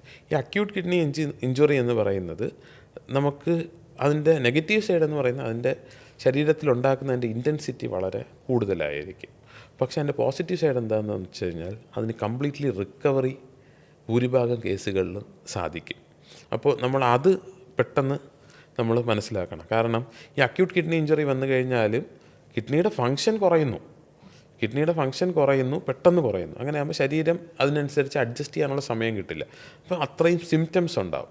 അപ്പോൾ ചില സമയത്ത് നമുക്ക് ഡയാലിസിസ് എടുത്തേ പറ്റുള്ളൂ അക്യൂട്ട് കിഡ്നി ഇഞ്ചുറി ആണെങ്കിൽ. അപ്പോൾ നമ്മൾ എന്താ ചെയ്യുന്നതെന്ന് വെച്ചാൽ ആ സമയത്ത് ഡയാലിസിസ് എടുത്ത് ശരീരത്തിലെ അഴുക്ക് കളയുക എന്നുള്ളൊരു പ്രോസസ്സ് നമ്മൾ ചെയ്തേ പറ്റുള്ളൂ. പലരും ഈ ഡയാലിസിസിനെ പേടിച്ചിട്ട് ഈ അക്യൂട്ട് കിഡ്നി ഇഞ്ചുറി ഉള്ള സമയത്ത് പോലും ഡയാലിസിസ് വേണ്ടാന്ന് വെച്ച് കഴിഞ്ഞാൽ പിന്നെ നമുക്കൊരു ഡോക്ടർ എന്നുള്ള നിലയ്ക്ക് ഒരിക്കലും അവരെ ഹെൽപ്പ് ചെയ്യാൻ പറ്റില്ല. അതുകൊണ്ട് ഡയാലിസിസിന് ഒരുപാട് പേടിച്ച് നിൽക്കേണ്ട കാര്യമില്ല, especially in acute kidney injury. അത് കറക്റ്റ് സമയത്ത് ഡയാലിസിസ് ഇനിഷ്യേറ്റ് ചെയ്ത് ശരീരത്തിലെ അഴുക്ക് വലിച്ച് കളയണം. നമ്മൾ ഡയാലിസിസ് ഇനിഷ്യേറ്റ് ചെയ്യുമ്പോഴത്തേക്കും അതൊരു ട്രീറ്റ്മെൻറ്റിൻ്റെ പാർട്ട് മാത്രമാണ്. ഈ കിഡ്നി റിക്കവറി എന്ന് പറയുന്നത് തനിയെ മൂത്രം വന്ന് കുറച്ചും കൂടെ യൂറിൻ്റെ ഔട്ട്പുട്ട് കൂടി ബാക്ക് ടു നോർമൽ ആകുന്ന ഒരവസ്ഥ വരെ കിഡ്നിയെയും ശരീരത്തെയും നമ്മൾ ഡയാലിസിസ് വെച്ച് സപ്പോർട്ട് ചെയ്ത് കൊടുക്കും. ഇതാണ് ഒരു അക്യൂട്ട് കിഡ്നി ഇഞ്ചുറി സിറ്റുവേഷനിൽ നമ്മൾ ചെയ്യുന്നത്. പക്ഷേ ക്രോണിക് കിഡ്നി ഡിസീസ് ഉണ്ട്, അതായത് വർഷങ്ങളോളം കിഡ്നിയുടെ അസുഖങ്ങളുള്ള ആൾക്കാർ ശരീരം അതിനനുസരിച്ച് കുറച്ചായിട്ട് അഡ്ജസ്റ്റ് ചെയ്ത് പോകും. ഒരുപാട് നാൾ കഴിയുമ്പോഴത്തേക്കും ഒരു സമയമെത്തും, അതായത് ശരീരത്തിൽ ആവശ്യത്തിന് അഴുക്ക് കളയാൻ കിഡ്നിക്ക് പറ്റുന്നില്ല എന്നുള്ളൊരവസരം വരുമ്പോൾ നമ്മൾ ആ അഴുക്ക് കളഞ്ഞു കൊടുക്കാൻ വേണ്ടി മാത്രമാണ് നമ്മൾ ഈ ഡയാലിസിസ് എന്നുള്ള ഒരു ട്രീറ്റ്മെൻറ്റ് പ്രോട്ടോക്കോൾ നമ്മൾ ഇനിഷ്യേറ്റ് ചെയ്യുന്നത്. അത്തരം ആൾക്കാർക്ക്, അതായത് ക്രോണിക് കിഡ്നി ഡിസീസ് സ്റ്റേജ് 5 ഒക്കെ എത്തിക്കഴിഞ്ഞാൽ പിന്നെ നമുക്ക് ഡയാലിസിസ് ഇനിഷ്യേറ്റ് ചെയ്ത് കഴിഞ്ഞാൽ ഭൂരിഭാഗം ആൾക്കാർക്കും ലൈഫ് ലോങ് ഡയാലിസിസ് കണ്ടിന്യൂ ചെയ്യേണ്ടി വരും. ഈ ഡയാലിസിസ് മാത്രമല്ല കിഡ്നിയുടെ ഒരു ട്രീറ്റ്മെൻറ്റ് പ്രോട്ടോക്കോൾ. നമുക്ക് ഏറ്റവും നല്ല ക്രോണിക് കിഡ്നി ഡിസീസിന് ഏറ്റവും നല്ല ട്രീറ്റ്മെൻറ്റ് പ്രോട്ടോക്കോൾ എന്ന് പറയുന്നത് കിഡ്നി ട്രാൻസ്പ്ലാന്റ് തന്നെയാണ്. അല്ല, ആ ഡയാലിസിസ് ഒരു കംപ്ലീറ്റ്ലി കുഴപ്പമില്ല, അതിന് ചെറിയ കോംപ്ലിക്കേഷൻസിൻ്റെ സാധ്യതകളുണ്ട്. പക്ഷേ പണ്ടത്തെക്കാൾ നമ്മുടെ സയൻസ് പുരോഗമിച്ചുകൊണ്ടിരിക്കുന്നതിനനുസരിച്ച് ഇപ്പോൾ ആ കോംപ്ലിക്കേഷൻസ് അളവ് വളരെ കുറഞ്ഞിട്ടുണ്ട്. പക്ഷേ എന്നിരുന്നാലും ഒരു ക്വാളിറ്റി ഓഫ് ലൈഫിൻ്റെ ഭാഗത്ത് നിന്ന് നോക്കിക്കഴിഞ്ഞാലും അല്ലെങ്കിൽ കിഡ്നിയുടെ പേഷ്യൻ്റെ ഒരു വെൽബീയിങ് ഒക്കെ നോക്കിക്കഴിഞ്ഞാലും നമുക്കെപ്പോഴും ട്രാൻസ്പ്ലാന്റ് തന്നെയാണ് ഓൾവേസ് ദ ബെറ്റർ ഓപ്ഷൻ. പിന്നെ ഡയാലിസിസ് എന്ന് പറയുമ്പോഴത്തേക്കും എല്ലാവർക്കും ഈ മെഷീൻ വഴിയുള്ള ഡയാലിസിസിനെ കുറിച്ച് മാത്രമേ ചിന്തിക്കുന്നുള്ളൂ. നമുക്ക് പെരിട്ടോണിയൽ ഡയാലിസിസ് എന്ന് പറഞ്ഞാൽ കുറച്ചും കൂടെ ഫിസിയോളജിക്കലായിട്ടുള്ള ഒരു ടൈപ്പ് ഓഫ് ഡയാലിസിസും കൂടെയുണ്ട്. അതായത് വയറിനുള്ളിൽ ഒരു ട്യൂബ് ഇട്ട് വയ്ക്കും, ആ ട്യൂബിൻ്റെ ഒരറ്റം പുറത്തുണ്ടാവും, എന്നിട്ട് നമ്മൾ ആ ട്യൂബിൽ കൂടെ മരുന്ന് കയറ്റി ഒരു 3 മണിക്കൂറോ 4 മണിക്കൂറോ ആ 2 ലിറ്റർ മരുന്ന് ഉള്ളിൽ വെച്ചിട്ട് ആ ട്യൂബ് വഴി തന്നെ ഓപ്പൺ ചെയ്ത് വിടും, ടാപ്പ് ഓപ്പൺ ചെയ്ത് വിടുന്ന പോലെ. അങ്ങനെ ആകുമ്പോഴത്തേക്കും ആ 4 മണിക്കൂർ 5 മണിക്കൂർ വയറിനുള്ളിൽ ഈ മരുന്ന് കിടക്കുമ്പോഴത്തേക്കും ശരീരത്തിൽ നിന്നുള്ള അഴുക്കുകളെല്ലാം ഈ ഫ്ലൂയിഡിലോട്ട് വരികയും ആ അഴുക്കിനെ നമ്മൾ തുറന്നു വിടുകയാണ് ചെയ്യുന്നത്. പെരിട്ടോണിയൽ ഡയാലിസിസ് അത് കുറേ കൂടെ ഫിസിയോളജിക്കലാണ്. അതായത് നമുക്ക് യൂഷ്വലി ഡയാലിസിസിലുണ്ടാകുന്ന ക്ഷീണം, ചിലപ്പം BP കുറഞ്ഞു പോകും നമ്മുടെ ഹീമോഡയാലിസിസിൽ. അങ്ങനത്തെ ഒരുപാട് സിറ്റുവേഷൻസിനെ നമുക്ക് കവർ ചെയ്ത് പോകാൻ പറ്റുന്ന ഒരു കാര്യമാണ്. പക്ഷേ ഇന്നും നമ്മുടെ നാട്ടിൽ ഡയാലിസിസ് എന്ന് പറയുന്നത് ഹീമോഡയാലിസിസ് മാത്രമാണ് എന്ന് വിചാരിച്ചിരിക്കുന്ന ഒരുപാട് പേരുണ്ട്. എസ്പെഷ്യലി നമുക്ക് ഹാർട്ട് ഡിസീസ് ഉള്ള ആൾക്കാർക്ക് ഹാർട്ടിൻ്റെ പമ്പിങ് കുറവാണ്. അങ്ങനെയുള്ള സിറ്റുവേഷനിലെല്ലാം നമുക്ക് ഹീമോഡയാലിസിസ് ചെയ്യുമ്പോഴത്തേക്കും പലപ്പോഴും BP കുറഞ്ഞു പോകാറുണ്ട്. അതായത് നമ്മൾ യൂഷ്വലി പേഷ്യൻസിൻ്റെ അടുത്ത് പറയും നമുക്ക് ഡയാലിസിസ് താങ്ങുമോ ഇല്ലയോ എന്നുള്ളത് അറിയാൻ പറ്റില്ല. അപ്പം ഇങ്ങനത്തെ വാക്കുകൾ ഉപയോഗിക്കുമ്പോഴും പേഷ്യൻസിൻ്റെ ബൈസ്റ്റാൻഡേഴ്സിൻ്റെ മനസ്സിൽ കയറുന്നതെന്ന് വെച്ചാൽ അയ്യോ ഡയാലിസിസിന് പറ്റില്ല, എന്നാൽ പിന്നെ ഇനിയിപ്പോൾ ഒന്നും വേണ്ട, പാലിയേറ്റീവായിട്ട് പോകാം. അങ്ങനെയല്ല. പെരിട്ടോണിയൽ ഡയാലിസിസ് എന്ന് പറഞ്ഞ് നമുക്ക് വീട്ടിൽ വെച്ച് ചെയ്യാൻ പറ്റുന്ന ഒരു ടൈപ്പ് ഓഫ് ഡയാലിസിസ് ഉണ്ട്. അത് ആരും എക്സ്പ്ലോർ ചെയ്യുന്നില്ല. പതുക്കെ അത് കൂടി വരേണ്ടതാണ്. അത് വഴി നമുക്ക് ഒരുപാട് കാലം നമുക്ക് ഡയാലിസിസ് തന്നെ ഇപ്പം ട്രാൻസ്പ്ലാന്റ് ചെയ്യാൻ പറ്റാത്ത രോഗികളുണ്ട്. അവരിൽ നമുക്ക് പെരിട്ടോണിയൽ ഡയാലിസിസ് വഴി ഒരുപാട് കാലം മുന്നോട്ട് പോകാൻ പറ്റും. പിന്നെ പഴയ സ്റ്റഡീസിനനുസരിച്ച് ഈ പെരിട്ടോണിയൽ ഡയാലിസിസിന് ആക്ച്വലി ഹീമോഡയാലിസിസിനേക്കാളും ഫസ്റ്റ് 2 ഇയേഴ്സിന് ചെറിയൊരു രീതിയിൽ സർവൈവൽ റേറ്റും കുറച്ചും കൂടെ ബെറ്ററാണ്. അപ്പോൾ പെരിട്ടോണിയൽ ഡയാലിസിസ് എന്നുള്ളൊരു ടൈപ്പ് ഓഫ് ഡയാലിസിസിനെ നമ്മുടെ മലയാളികൾ ഇതുവരെ അംഗീകരിച്ച് തുടങ്ങിയിട്ടില്ല. പിന്നെ ഒരു കെയർ ടേക്കർ എന്നുള്ള രീതിയിൽ പലർക്കും ഇത് വീട്ടിൽ വെച്ച് ചെയ്യാൻ പേടിയാണ്. അവർക്ക് ഒരു ഹോസ്പിറ്റലിൽ വന്ന് അവരുടെ പാരൻസിന് ആരെങ്കിലും ആരാണോ രോഗിയെ ഹോസ്പിറ്റലിൽ ഒരു സിറ്റുവേഷനിലോട്ട് കൊടുത്തു കഴിഞ്ഞാൽ ബാക്കി ഹോസ്പിറ്റലിലോട്ട് നോക്കിക്കോളും എന്നുള്ളതുകൊണ്ട് അവർ കുറേ കൂടെ പ്രിഫർ ചെയ്യുന്നത്, പലരും പ്രിഫർ ചെയ്യുന്ന ഹീമോഡയാലിസിസാണ്. പക്ഷേ ക്വാളിറ്റി ഓഫ് ലൈഫ് ഇമ്പോർട്ടൻ്റ് ആണ്. കാരണം ഡയാലിസിസ് മാത്രമായിട്ട് നമ്മുടെ ജീവിതത്തിൻ്റെ പകുതി ദിവസങ്ങളിലും ആശുപത്രിയിൽ ചിലവഴിക്കേണ്ടി വരുന്നൊരവസ്ഥ എന്ന് പറയുന്നത് നമ്മളാരും ആഗ്രഹിക്കുന്നൊരു കാര്യമല്ല. പെരിറ്റോണിയൽ ഡയാലിസിസ് ആണെങ്കിൽ നമുക്ക് കുറച്ചും കൂടെ നമ്മുടെ ഒരു വീടിൻ്റെ അന്തരീക്ഷത്തിൽ തന്നെ കാര്യങ്ങൾ മുന്നോട്ട് കൊണ്ടുപോകാം. നമുക്ക് അത്യാവശ്യം പോകേണ്ട സ്ഥലത്ത് നമുക്ക് തന്നെ പോകാം. അങ്ങനത്തെ ഒരുപാട് കാര്യങ്ങൾ നമുക്ക് ഉണ്ട്. പിന്നുള്ളൊരു കാര്യം എന്ന് വെച്ചാൽ പുറം രാജ്യങ്ങളിൽ ഒരുപാട് കോമൺ ആണ് പെരിറ്റോണിയൽ ഡയാലിസിസ്. അവർ പകൽ സമയത്ത് ജോലി ചെയ്യുന്നു, ചിലപ്പോൾ വയറിനുള്ളിൽ ഈ ഫ്ലൂയിഡ് ഇട്ടിട്ടായിരിക്കും അവർ ജോലി ചെയ്യുന്നത്. ആസ് യൂഷ്വൽ അവരുടെ ഓഫീസ് വർക്കുകളെല്ലാം ചെയ്യുന്നു, വൈകുന്നേരം വീട്ടിൽ പോയിട്ട് ഈ ഔട്ടെടുത്ത് വിടുന്നു, ഈ ഫ്ലൂയിഡ് ഔട്ടെടുത്ത് വിടുന്നു, ബാക്കി കാര്യങ്ങളുമായിട്ട് അവർ മുന്നോട്ട് പോകുന്നു. അപ്പോൾ രണ്ടും എപ്പോഴും മാച്ച് ചെയ്ത് പോകണം. ഓക്കെ ഡോക്ടർ, അതുപോലെ കേട്ടിട്ടുണ്ട് ഈ ചില സ്ഥലത്തൊക്കെ ഈ നമ്മൾ രോഗികളെ കാണാൻ പോയിട്ടൊക്കെ വന്നിട്ട് ഡയാലിസിസ് ചെയ്ത് എത്രയോ കാലമായിട്ട് നരകിക്കുകയായിരുന്നു എന്നൊക്കെ പറഞ്ഞ് കേട്ടിട്ടുണ്ട്. അപ്പോൾ ഈ ഡയാലിസിസ് ശരിക്കും പേഷ്യൻസിനൊരു നരകം സമ്മാനിക്കുന്ന ഒരു കാര്യമാണോ? അവരുടെ ഒരു മാനസിക നിലയിൽ നിന്ന് ചിന്തിച്ചാൽ എങ്ങനെയായിരിക്കും അവരുടെ ഒരു മെൻ്റൽ ഹെൽത്ത് സൈഡ് എഫക്ട്സ്, അതിനെ പറ്റി ഒന്ന് പറയാം. അത് വളരെ ഇമ്പോർട്ടൻ്റ് ആയിട്ടുള്ളൊരു കാര്യമാണ്. അതായത് ഭൂരിഭാഗം ആൾക്കാരും nobody enjoys dialysis, absolutely nobody enjoys dialysis. പക്ഷേ നമുക്കും അതിനിടയിൽ പോസിറ്റീവായിട്ടുള്ള ഒരുപാട് കാര്യങ്ങളുണ്ട്. നമ്മൾ പലരും ആ പോസിറ്റീവായിട്ടുള്ള കാര്യങ്ങൾ ശ്രദ്ധിക്കാത്തത് കൊണ്ടാണ്. ഡയാലിസിസ് നമുക്ക് ആർക്കും even for A nephrologist dialysis നമ്മൾ ഒരു പേഷ്യൻറ്റിനോടും ആഗ്രഹിച്ച് പറയുന്ന കാര്യമല്ല. ആസ് ഫാർ ആസ് പോസിബിൾ എല്ലാ നെഫ്രോളജിസ്റ്റുകളും ഡയാലിസിസ് ഒഴിവാക്കി നമുക്ക് കുറച്ചും കൂടെ പോകാൻ പറ്റുമോ അങ്ങനെയുള്ള തോട്ടാണ് നമ്മുടെ പ്രൈമറിലി എല്ലാ നെഫ്രോളജിസ്റ്റുകൾക്കും ഉള്ളത്. അപ്പോൾ അങ്ങനെ ഒരവസ്ഥയിൽ നമ്മൾ ഡയാലിസിസ് സജസ്റ്റ് ചെയ്യണമെന്നുണ്ടെങ്കിൽ ഇനി ആ പേഷ്യൻറ്റിന് ഡയാലിസിസ് ഇല്ലാതെ ജീവിതം മുന്നോട്ട് കൊണ്ടുപോകാൻ പറ്റില്ല എന്ന് ഉറപ്പുള്ളൊരു സിറ്റുവേഷനിൽ മാത്രമേ നമ്മളത് പറയൂ. അങ്ങനെ ഡയാലിസിസ് നമ്മൾ സജസ്റ്റ് ചെയ്യുന്ന സമയത്ത് നമ്മൾ അതിനു വേണ്ടി കുറേ തയ്യാറെടുപ്പുകൾ നടത്തണം. അതായത് ഒരു അക്യൂട്ട് കണ്ടീഷൻ, അതായത് പെട്ടെന്ന് ശ്വാസം മുട്ടിയൊക്കെ വന്നു കഴിഞ്ഞാൽ നമ്മൾ എമർജൻസി ഡയാലിസിസ് എടുക്കാം. അതല്ലാതെ തന്നെ നമുക്ക് ക്രിയാറ്റിനൊക്കെ കൂടി വരുമ്പോഴത്തേക്കും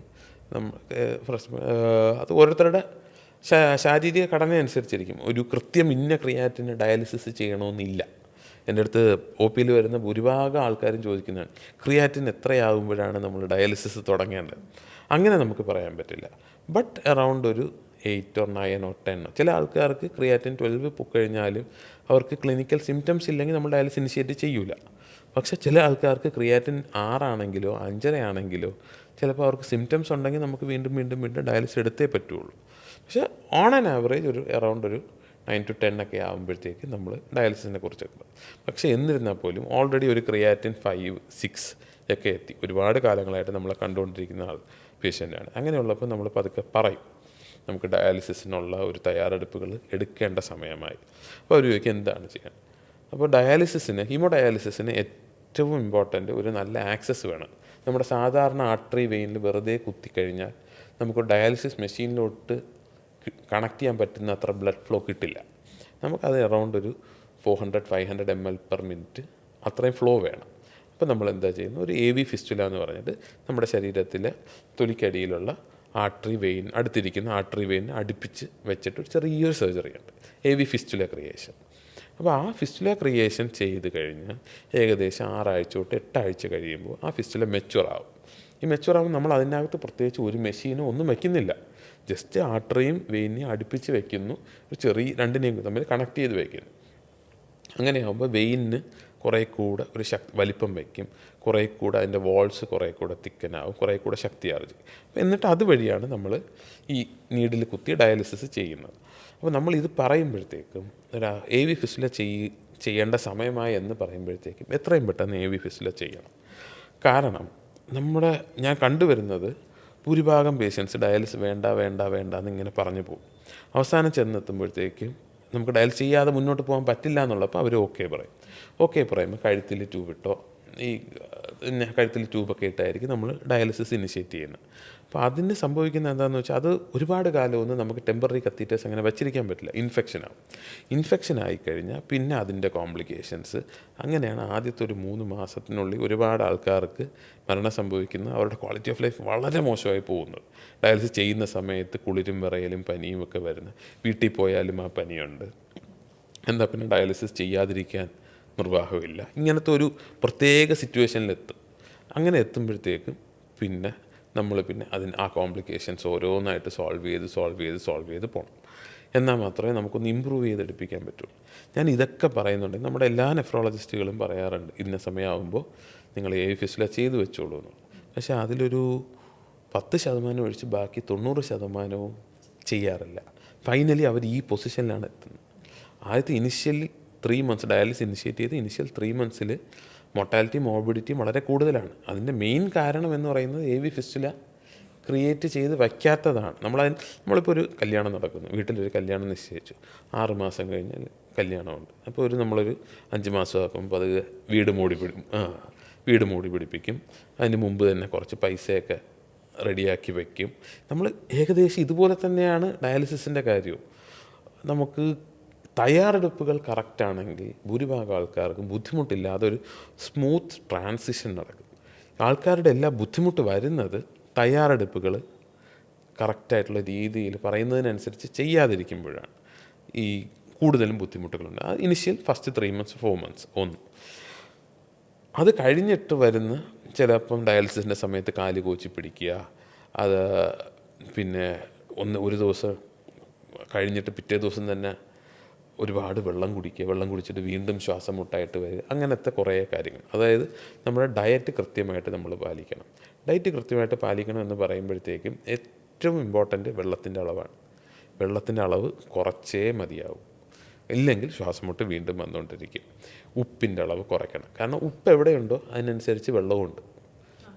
ഉപ്പ് സോഡിയം എവിടെയുണ്ടോ അതിനനുസരിച്ച് വാട്ടർ ഉണ്ടാകും. അപ്പോൾ ഉപ്പിൻ്റെ അളവ് കൂടിക്കഴിഞ്ഞാൽ വെള്ളം.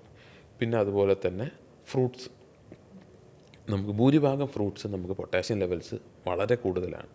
അപ്പം അത് സാധാരണ ഫ്രൂട്ട്സ് മാത്രമല്ല, ഡ്രൈ ഫ്രൂട്ട്സും അങ്ങനെയാണ്. കശുവണ്ടി, കപ്പലണ്ടി തുടങ്ങിയ ഡ്രൈ ഫ്രൂട്ട്സും അങ്ങനെ തന്നെയാണ്. അപ്പോൾ ഇതെല്ലാം ആബ്സല്യൂട്ട്ലി നമ്മൾ ഒഴിവാക്കണം. ഈ 3 കാര്യങ്ങൾ നമ്മൾ കൃത്യമായി പാലിച്ചേ പറ്റുള്ളൂ. ഞാൻ എന്നോട് വരുന്ന പേഷ്യൻസിൻ്റെ അടുത്ത് ഞാൻ പറയുന്നത്, നിങ്ങൾ എന്ത് കഴിക്കണം, ഞങ്ങൾ എന്ത് കഴിക്കട്ടെ എന്ന് ചോദിക്കുമ്പോൾ ഞാൻ പറയുന്നത് നിങ്ങൾ എന്ത് കഴിച്ചുകൂടാ എന്ന് പറയാനാണ് ഞാൻ. കാരണം ഈ 3 കാര്യങ്ങൾ സ്ട്രിക്റ്റായിട്ട് ഫോളോ ചെയ്ത് കഴിഞ്ഞാൽ ബാക്കി കാര്യങ്ങളിൽ അപ്പോൾ ആൾക്കാരെന്ത് ചെയ്യും, ഇതിൽ മാത്രം കോൺസെൻട്രേറ്റ് ചെയ്യും. അയ്യോ എനിക്കത് കഴിക്കാൻ പറ്റുന്നില്ല, ഇത് കഴിക്കാൻ പറ്റുന്നില്ല എന്നുള്ളൊരു തോട്ടാവും. അപ്പോൾ എന്താ പറ്റുന്നത്, വീണ്ടും അവരൊരു നെഗറ്റീവ് എനർജി, നെഗറ്റീവ് ഡിപ്രഷനിലോട്ട് പോകും. പക്ഷെ അവർക്ക് കഴിക്കാൻ പറ്റുന്ന ഒരുപാട് കാര്യങ്ങളുണ്ട്, അതിലോട്ട് ആരും കോൺസെൻട്രേറ്റ് ചെയ്യുന്നില്ല. ഫോർ എക്സാമ്പിൾ, നമ്മുടെ പല പേഷ്യൻസിനും മുട്ട കഴിക്കാൻ പാടില്ല എന്നൊക്കെ വിചാരിച്ചിരിക്കുന്ന ആൾക്കാരുണ്ട്.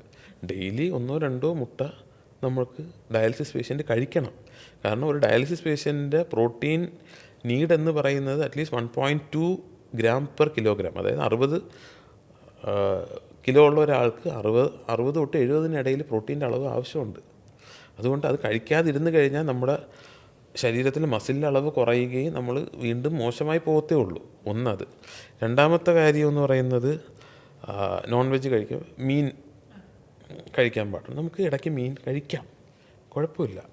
ഇപ്പോൾ ഇടയ്ക്ക് ചിക്കൻ അതും കഴിക്കാം. കാരണം നോൺ വെജ് ഇഷ്ടമുള്ള ആൾക്കാർക്ക് നമുക്കിതൊക്കെ അനുവദനീയമായ ലെവലിൽ കഴിക്കാവുന്നതാണ്. നമ്മളിത് ആബ്സല്യൂട്ട്ലി നോ എന്ന് പറയുന്ന 3 കാര്യങ്ങൾ, ഉപ്പ്, വെള്ളം, ഫ്രൂട്ട്സ്, ഇതാണ് നമ്മൾ ആബ്സല്യൂട്ട്ലി നോ സ്ട്രിക്റ്റായിട്ട് നോക്കണം. ബാക്കിയെല്ലാം നമുക്ക് കുറച്ച് അങ്ങോട്ടോ ഇങ്ങോട്ടോ ഒക്കെ മോഡിഫൈ ചെയ്ത് കഴിക്കാവുന്ന കാര്യങ്ങളാണ്. നമ്മൾ ജീവിതം ഇതിലായിട്ട് തന്നെ കംപ്രസ് ചെയ്ത് വെക്കേണ്ട കാര്യമില്ല. കുറേ കൂടെ ഫ്രീ ആയിട്ട് ഡയാലിസിസ് ചെയ്യാൻ ഡയാലിസിസ് ചെയ്യുന്നു, എൻ്റെ സമയമാകുമ്പോഴത്തേക്ക് എൻ്റെ ഡേറ്റ് ആകുമ്പോൾ ഞാൻ കൃത്യമായി വന്ന് ഡയാലിസിസ് ചെയ്ത് പോകും. വേറൊരു കാര്യം ഞാൻ പലപ്പോഴും ശ്രദ്ധിച്ചിട്ടുള്ള, ഇൻട്രസ്റ്റിംഗ് ആയിട്ടുള്ള, ചില ചെറുപ്പക്കാരോ അല്ലെങ്കിൽ പ്രായമുള്ളവരാണെങ്കിലും അവർക്ക് ഈ ഡയാലിസിസ് എന്നുള്ള കാര്യത്തിൽ അങ്ങനെ ഒരുപാട് ശ്രദ്ധിക്കാൻ പറ്റില്ല. അതായത് അവർ കൃത്യമായി ഡയാലിസിസിന് വരും, പക്ഷെ നോക്കിക്കഴിഞ്ഞാൽ അവർ നല്ലോണം ഭക്ഷണം കഴിക്കും. ചില ആൾക്കാർ നല്ല വിശപ്പായിരിക്കും, അവർ നല്ലോണം ഭക്ഷണം കഴിക്കും. ഇപ്പോൾ ചോറാണെങ്കിലും ചപ്പാത്തി ആണെങ്കിലും പച്ചക്കറി ആണെങ്കിലും മുട്ടയാണെങ്കിലും ഒക്കെ നല്ലോണം ഭക്ഷണം കഴിക്കും. അവർക്ക് ചിലപ്പം കുറച്ച് ദൂരം നടന്ന് ചെയ്യേണ്ട എന്തെങ്കിലും ജോലികളുണ്ടാവും, അവരത് ചെയ്യും. അപ്പം അവരറിയാതെ അതൊക്കെ ആക്ച്വലി അവരുടെ ഡെയിലി നീഡ്സാണ്, അവരത് ചെയ്തേ പറ്റുള്ളൂ. അങ്ങനെയുള്ള പല സമയത്തും അവരുടെ എക്സസൈസ് കറക്റ്റായിട്ട് നടക്കുന്നുണ്ട്, ന്യൂട്രീഷൻ കറക്റ്റായിട്ട് പോകുന്നുണ്ട്. അങ്ങനെയുള്ള ഭൂരിഭാഗം ആൾക്കാരും they do well on dialysis. അവരുടെ ജോലി കഴിഞ്ഞ് വന്ന് ഡയാലിസിസ് ചെയ്ത് പോകുന്നു. ഇപ്പോൾ അങ്ങനത്തെ ഒരു കൾച്ചറിലോട്ട് നമ്മൾ ഡയാലിസിസ് ചെയ്യുന്ന ആൾക്കാർ പറ്റുന്നത്രയും അവരുടെ എക്സസൈസ് ടോളറൻസ് അനുസരിച്ച് പറ്റുന്നത്രയും എക്സസൈസ് ചെയ്യണം. ചെയ്യാതെ വയ്യ എന്ന് പറഞ്ഞ് മാറിയിരുന്ന് കഴിഞ്ഞാൽ നമുക്ക് അത് ആ രോഗാവസ്ഥ കൂടി പോകത്തേ ഉള്ളൂ. ഞാൻ ഇപ്പോഴും ഓർക്കുന്നത്, എൻ്റെ കയ്യിൽ ഡയാലിസിസ് ചെയ്തിരുന്ന ഒരു സ്വിമ്മിങ് കോച്ചാണ്. അപ്പം പുള്ളിക്ക് ആദ്യം വർഷങ്ങളായിട്ട് ഡയാലിസിസ് കിഡ്നി ഇഷ്യൂ ഉണ്ട്. ആദ്യം ഒരു 3-4 വർഷം ഡയാലിസിസ് ചെയ്തു. ഡയാലിസിസ് ചെയ്തതിന് ശേഷം ആ സമയത്തും പുള്ളിക്ക് ആ ജോലി ചെയ്താലേ പുള്ളിക്ക് ജീവിക്കാൻ പറ്റൂ, പുള്ളിക്കും പുള്ളിയുടെ അമ്മയ്ക്കും ജീവിക്കാൻ പറ്റുള്ളൂ. പുള്ളി അത് ചെയ്തു, അത് കണ്ടിന്യൂ ചെയ്യുന്നുണ്ട്. ഡെയിലി അത് പിള്ളേരെ പഠിപ്പിക്കുന്നുണ്ട്, സ്വിമ്മിങ് കോച്ചിങ് പഠിപ്പിക്കുന്നുണ്ട്. അത് കഴിഞ്ഞ് ഭക്ഷണം കഴിക്കും, സമയമാകുമ്പോൾ ഡയാലിസിസിന് വരും. പുള്ളിക്ക് ആബ്സല്യൂട്ട്ലി ബുദ്ധിമുട്ട് ഫ്രീ എന്നുള്ളതല്ല, when compared to other dialysis patient he's far better. പുള്ളി അത് ചെയ്യും. അത് ചെയ്തതിന് ശേഷം വീണ്ടും പിന്നെ കുറേ കാലം കഴിഞ്ഞ് പുള്ളി ട്രാൻസ്പ്ലാന്റ് ചെയ്ത് കഴിഞ്ഞപ്പോഴും ഒരു 10-12 വർഷത്തോളം നമുക്ക് നല്ല രീതിയിൽ തന്നെ പോയി. അത് കഴിഞ്ഞതിന് ശേഷം വീണ്ടും ചെറിയ കിഡ്നി ഫെയിലിയർ വന്നു, വീണ്ടും ഡയാലിസിസിലോട്ട് മടങ്ങി വരേണ്ട ഒരവസ്ഥ വന്നു. പക്ഷേ എന്നിരുന്നാലും പുള്ളി ആ റുട്ടീൻസിൽ വലിയ വ്യത്യാസം വരുത്തിയിട്ടില്ല. He still continues to do that routines. പക്ഷേ അതുകൊണ്ട് എന്താ, പുള്ളിയുടെ ജനറൽ കണ്ടീഷൻ, പുള്ളിയുടെ ശാരീരിക അവസ്ഥ is far better than other dialysis patients. എനിക്ക് എപ്പോഴും അങ്ങനെ തോന്നിയിട്ടുണ്ട്. സന്തോഷം ആരും നമുക്ക് കൊണ്ടു തരില്ല, നമ്മൾ തന്നെ കണ്ടെത്തിയേ പറ്റുള്ളൂ. ഏതവസ്ഥയിലാണെങ്കിലും നമ്മൾ കണ്ടെത്തിയേ പറ്റൂ. അത് നമ്മുടെ ഉള്ളിലുണ്ട്, അത് നമ്മൾ കണ്ടെത്തിയേ പറ്റുള്ളൂ.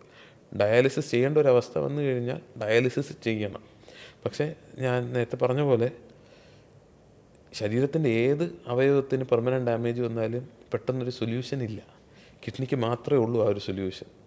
അപ്പോൾ ഇത്രയും ദുരിതത്തിൻ്റെ ഇടയിൽ ഒരുപാട് പോസിറ്റീവ്സും കൂടെ ഉള്ള ഒരു സിസ്റ്റമാണ്. അത് ഹീമോഡയാലിസിസ് തന്നെ ചെയ്യണമെന്നില്ല, കുറച്ചും കൂടെ ഫിസിയോളജിക്കലായിട്ടുള്ള പെരിറ്റോണിയൽ ഡയാലിസിസ് ചെയ്യാം. ഇതൊന്നും അല്ലെങ്കിൽ നമുക്ക് ഇപ്പം ട്രാൻസ്പ്ലാന്റൊക്കെ വളരെ നല്ല രീതിയിൽ അതിൻ്റെ ഔട്ട്കംസൊക്കെ വളരെ നല്ല രീതിയിൽ വരുന്നുണ്ട്. അപ്പം നമുക്ക് ട്രാൻസ്പ്ലാന്റ് എന്നുള്ളൊരു ഓപ്ഷനിലോട്ടൊക്കെ പോകാം. അതുകൊണ്ട് കിഡ്നി ഡിസീസ് എന്ന് പറയുന്നത് നോട്ട് എൻഡ് ഓഫ് ലൈഫ് എന്നുള്ളത്. ഇതിനൊക്കെ മൾട്ടിപ്പിൾ സൊല്യൂഷൻസ്. അത് നമ്മൾ ഒരുപാട് ദൂര സ്ഥലങ്ങളിലൊന്നും ഓടിയൊന്നും പോകണ്ട, നമ്മുടെ ചുറ്റുമുള്ള ആശുപത്രികളിൽ തന്നെ നമുക്കിതെല്ലാം അവൈലബിളാണ്. ആരും തിരിച്ചറിയുന്നില്ല എന്നുള്ളതാണ് സത്യം. ഡോക്ടർ, അതുപോലെ തന്നെയാണ് ട്രാൻസ്പ്ലാന്റേഷൻ. ട്രാൻസ്പ്ലാന്റ് ചെയ്താൽ പിന്നെയും ഇത് റിക്കർ ചെയ്യാൻ ചാൻസ് ഉണ്ടോ? എങ്ങനെയാണ് അതിൻ്റെ ഒരു സക്സസ് റേറ്റ്? നമ്മുടെ പെർമനൻറ്റ് കിഡ്നി ഡിസീസിന് അല്ലെങ്കിൽ ക്രോണിക് കിഡ്നി ഡിസീസിൻ്റെ ആബ്സല്യൂട്ട് സൊല്യൂഷൻ എന്ന് പറയുന്നത് തന്നെ ട്രാൻസ്പ്ലാന്റ് തന്നെയാണ്. അപ്പോൾ ഇത് ആദ്യത്തെ ചോദ്യം, ഇത് റിക്കർ ചെയ്യാൻ ചാൻസ് ഉണ്ടോ എന്നുള്ളത്. റിക്കർ ചെയ്യാൻ ചാൻസ് ഉണ്ടോ ഇല്ലയോ എന്നുള്ളത് നമുക്ക് ആദ്യം വന്ന ആ കിഡ്നി ഡിസീസിൻ്റെ ബേസിക് കോസ് എന്താണ് എന്നുള്ളതിനെ അഫക്റ്റ് ചെയ്തിരിക്കും ഒരു കാര്യം. രണ്ടാമത്തത്, നമുക്ക് ട്രാൻസ്പ്ലാന്റ് കഴിഞ്ഞാൽ പോലും നമുക്ക് റിജക്ഷൻ്റെ ചാൻസുകൾ ഉണ്ട്. പക്ഷെ അപ്പോഴും ഈ റിജക്ഷൻ വരാതെ നമുക്ക് മരുന്നുകൾ, ഇമ്മ്യൂണോസപ്രസൻസ് കറക്റ്റായിട്ട് മരുന്നുകൾ കൃത്യമായി കഴിക്കണം. 1 ഡോസോ 2 ഡോസോ പോലും നമുക്ക് മുടക്കാനുള്ള ഒരു സാവകാശം ട്രാൻസ്പ്ലാന്റ് കഴിഞ്ഞാൽ ഇല്ല. അപ്പോൾ കൃത്യമായിട്ട് നമ്മൾ മരുന്നുകൾ കഴിച്ച് മുന്നോട്ട് പോയിക്കഴിഞ്ഞാൽ വലിയ കുഴപ്പമില്ലാതെ തന്നെ കാര്യങ്ങൾ മുന്നോട്ട് പോകും. എന്നിരുന്നാലും നമുക്ക് ഡയാലിസിസ് എന്നുള്ളൊരു മൊഡാലിറ്റി അപേക്ഷിച്ച് വെച്ച് നോക്കുമ്പോൾ ട്രാൻസ്പ്ലാന്റ് തന്നെയാണ് it's far better than dialysis. കാരണം നമ്മുടെ ഒരു പ്രോബ്ലം എന്ന് പറയുന്ന അവൈലബിലിറ്റി ഓഫ് ഓർഗൻസ്. അതാണ് നമുക്ക് ലിവിങ് ഡോണർ ആണെങ്കിലും കഡാവർ ഡോണേഴ്സ് ആണെങ്കിലും നമുക്ക് അവൈലബിലിറ്റി ഓഫ് ഓർഗൻസ് ആണ് ഒരു പ്രശ്നം. കാരണം അത്രയധികം ആൾക്കാർ ഇപ്പോൾ നമ്മുടെ ഡയാലിസിസ് സെൻറ്റേഴ്സിൽ വെയിറ്റ് ചെയ്ത് നിൽപ്പുണ്ട്. അതാണ് നമ്മുടെ ഒരു മെയിൻ പ്രോബ്ലം എന്നുള്ളത്. അതാണ് ട്രാൻസ്പ്ലാന്റ് കഴിഞ്ഞാലും നമുക്ക് ഒരു നോർമൽ റുട്ടീൻ ലൈഫിലോട്ട് പോകാൻ പറ്റും. ബട്ട് അക്കോർഡിംഗ് ടു നിങ്ങളുടെ നെഫ്രോളജിസ്റ്റിൻ്റെ അഡ്വൈസസിനനുസരിച്ച് കാര്യങ്ങൾ മുന്നോട്ട് കൊണ്ടുപോകണം. പക്ഷേ ലൈഫ് ലോങ് മരുന്നെടുക്കണം, ലൈഫ് ലോങ് ഫ്രീക്വൻറ്റ് വിസിറ്റ്സും വേണം. പക്ഷേ ക്വാളിറ്റി ഓഫ് ലൈഫും ബാക്കി എല്ലാ കാര്യങ്ങളും way better than dialysis. Okay doctor, wind up ചെയ്യുന്നതിന് മുമ്പ് ചോദിക്കട്ടെ, എനിക്ക് ഡോക്ടറോട് സംസാരിച്ചപ്പോൾ മനസ്സിലായത് നമ്മൾ എത്ര വേഗത്തിൽ ഒരു ഡോക്ടറെ അടുത്ത് എത്തുന്നോ അത്രത്തോളം ബെറ്റർ ആയിരിക്കും നമ്മുടെ ലൈഫ്. അതായത് ഡയാലിസിസിലേക്കൊന്നും പോവാതെ തന്നെ നമുക്ക് ഇതിന് സൊല്യൂഷനിലേക്ക് എത്താൻ പറ്റും. അങ്ങനെയാണെങ്കിൽ വളരെ കോമൺ മാന് വേണ്ടി ചോദിക്കട്ടെ, എന്ത് സിംറ്റംസ് വരുമ്പോഴാണ് നമ്മൾ ശ്രദ്ധിക്കേണ്ടത്? നമുക്ക് സിംറ്റംസ് എന്ന് പറയുന്നത്, ഒന്ന് മൂത്രമൊഴിക്കുമ്പോൾ അത് നമ്മൾ ഫ്രീക്വൻ്റ് ആയിട്ട് അങ്ങനെ വരുന്നുണ്ട്. പക്ഷെ എന്നിരുന്നാലും റുട്ടീൻ യൂറിൻ നോക്കുമ്പോഴത്തേക്കും പ്രോട്ടീൻ ലീക്കുണ്ട്. അങ്ങനെ ഉണ്ടെങ്കിൽ എത്രയും പെട്ടെന്ന് എന്തായാലും ഡോക്ടറെ കാണിക്കണം. ഒന്ന്, കാലിൽ നീര് വരുന്നു, ശരീരത്തിൽ പെട്ടെന്ന് നീര് വയ്ക്കുന്നു, അങ്ങനെ ഉണ്ടെങ്കിൽ കാണണം. 3, ഡയബറ്റീസ് നമ്മൾ ഡയഗ്നോസ് ചെയ്ത് അപ്പോൾ തൊട്ട് നമ്മൾ ഫ്രീക്വൻറ്റ് വിസിറ്റ്സ് നടക്കണം. അതിപ്പം ഒരു നെഫ്രോളജിസ്റ്റിനെ തന്നെ കാണണമെന്നല്ല ഞാൻ പറയുന്നത്, ഒരു ഫിസിഷ്യനെ കണ്ട് അല്ലെങ്കിൽ ഒരു ജനറൽ പ്രാക്ടീഷനെ കണ്ട് diabetes control is very very important. അതുപോലെ തന്നെ ചെറുപ്പക്കാരിൽ കാണുന്ന പ്രഷർ, ഇതെല്ലാം അണ്ടർലൈങ് കോസ് കിഡ്നി ഡിസീസ് ആയിരിക്കാം. അപ്പോൾ ഈ പ്രഷർ, ഷുഗർ ഇതെല്ലാം ആബ്സല്യൂട്ട്ലി കൺട്രോളായിട്ട് നിന്ന് കഴിഞ്ഞാൽ കുഴപ്പമില്ല. പിന്നെ ഞാൻ ആദ്യം പറഞ്ഞതുപോലെ മൂത്രത്തിൻ്റെ കളറിൽ വ്യത്യാസവും ബാക്കി കാര്യങ്ങളും ഉണ്ടെങ്കിൽ എത്രയും പെട്ടെന്ന് നമ്മൾ സ്വന്തമായ ഒരു തീരുമാനത്തിലോ ഒരു കൺക്ലൂഷനിലോ എത്താതെ ഒരു ഡോക്ടറെ കണ്ടു കഴിഞ്ഞാൽ നമുക്ക് ബുദ്ധിമുട്ടുകൾ വളരെ വലിയ രീതിയിൽ ഒഴിവാക്കി മുന്നോട്ട് പോകാൻ പറ്റും.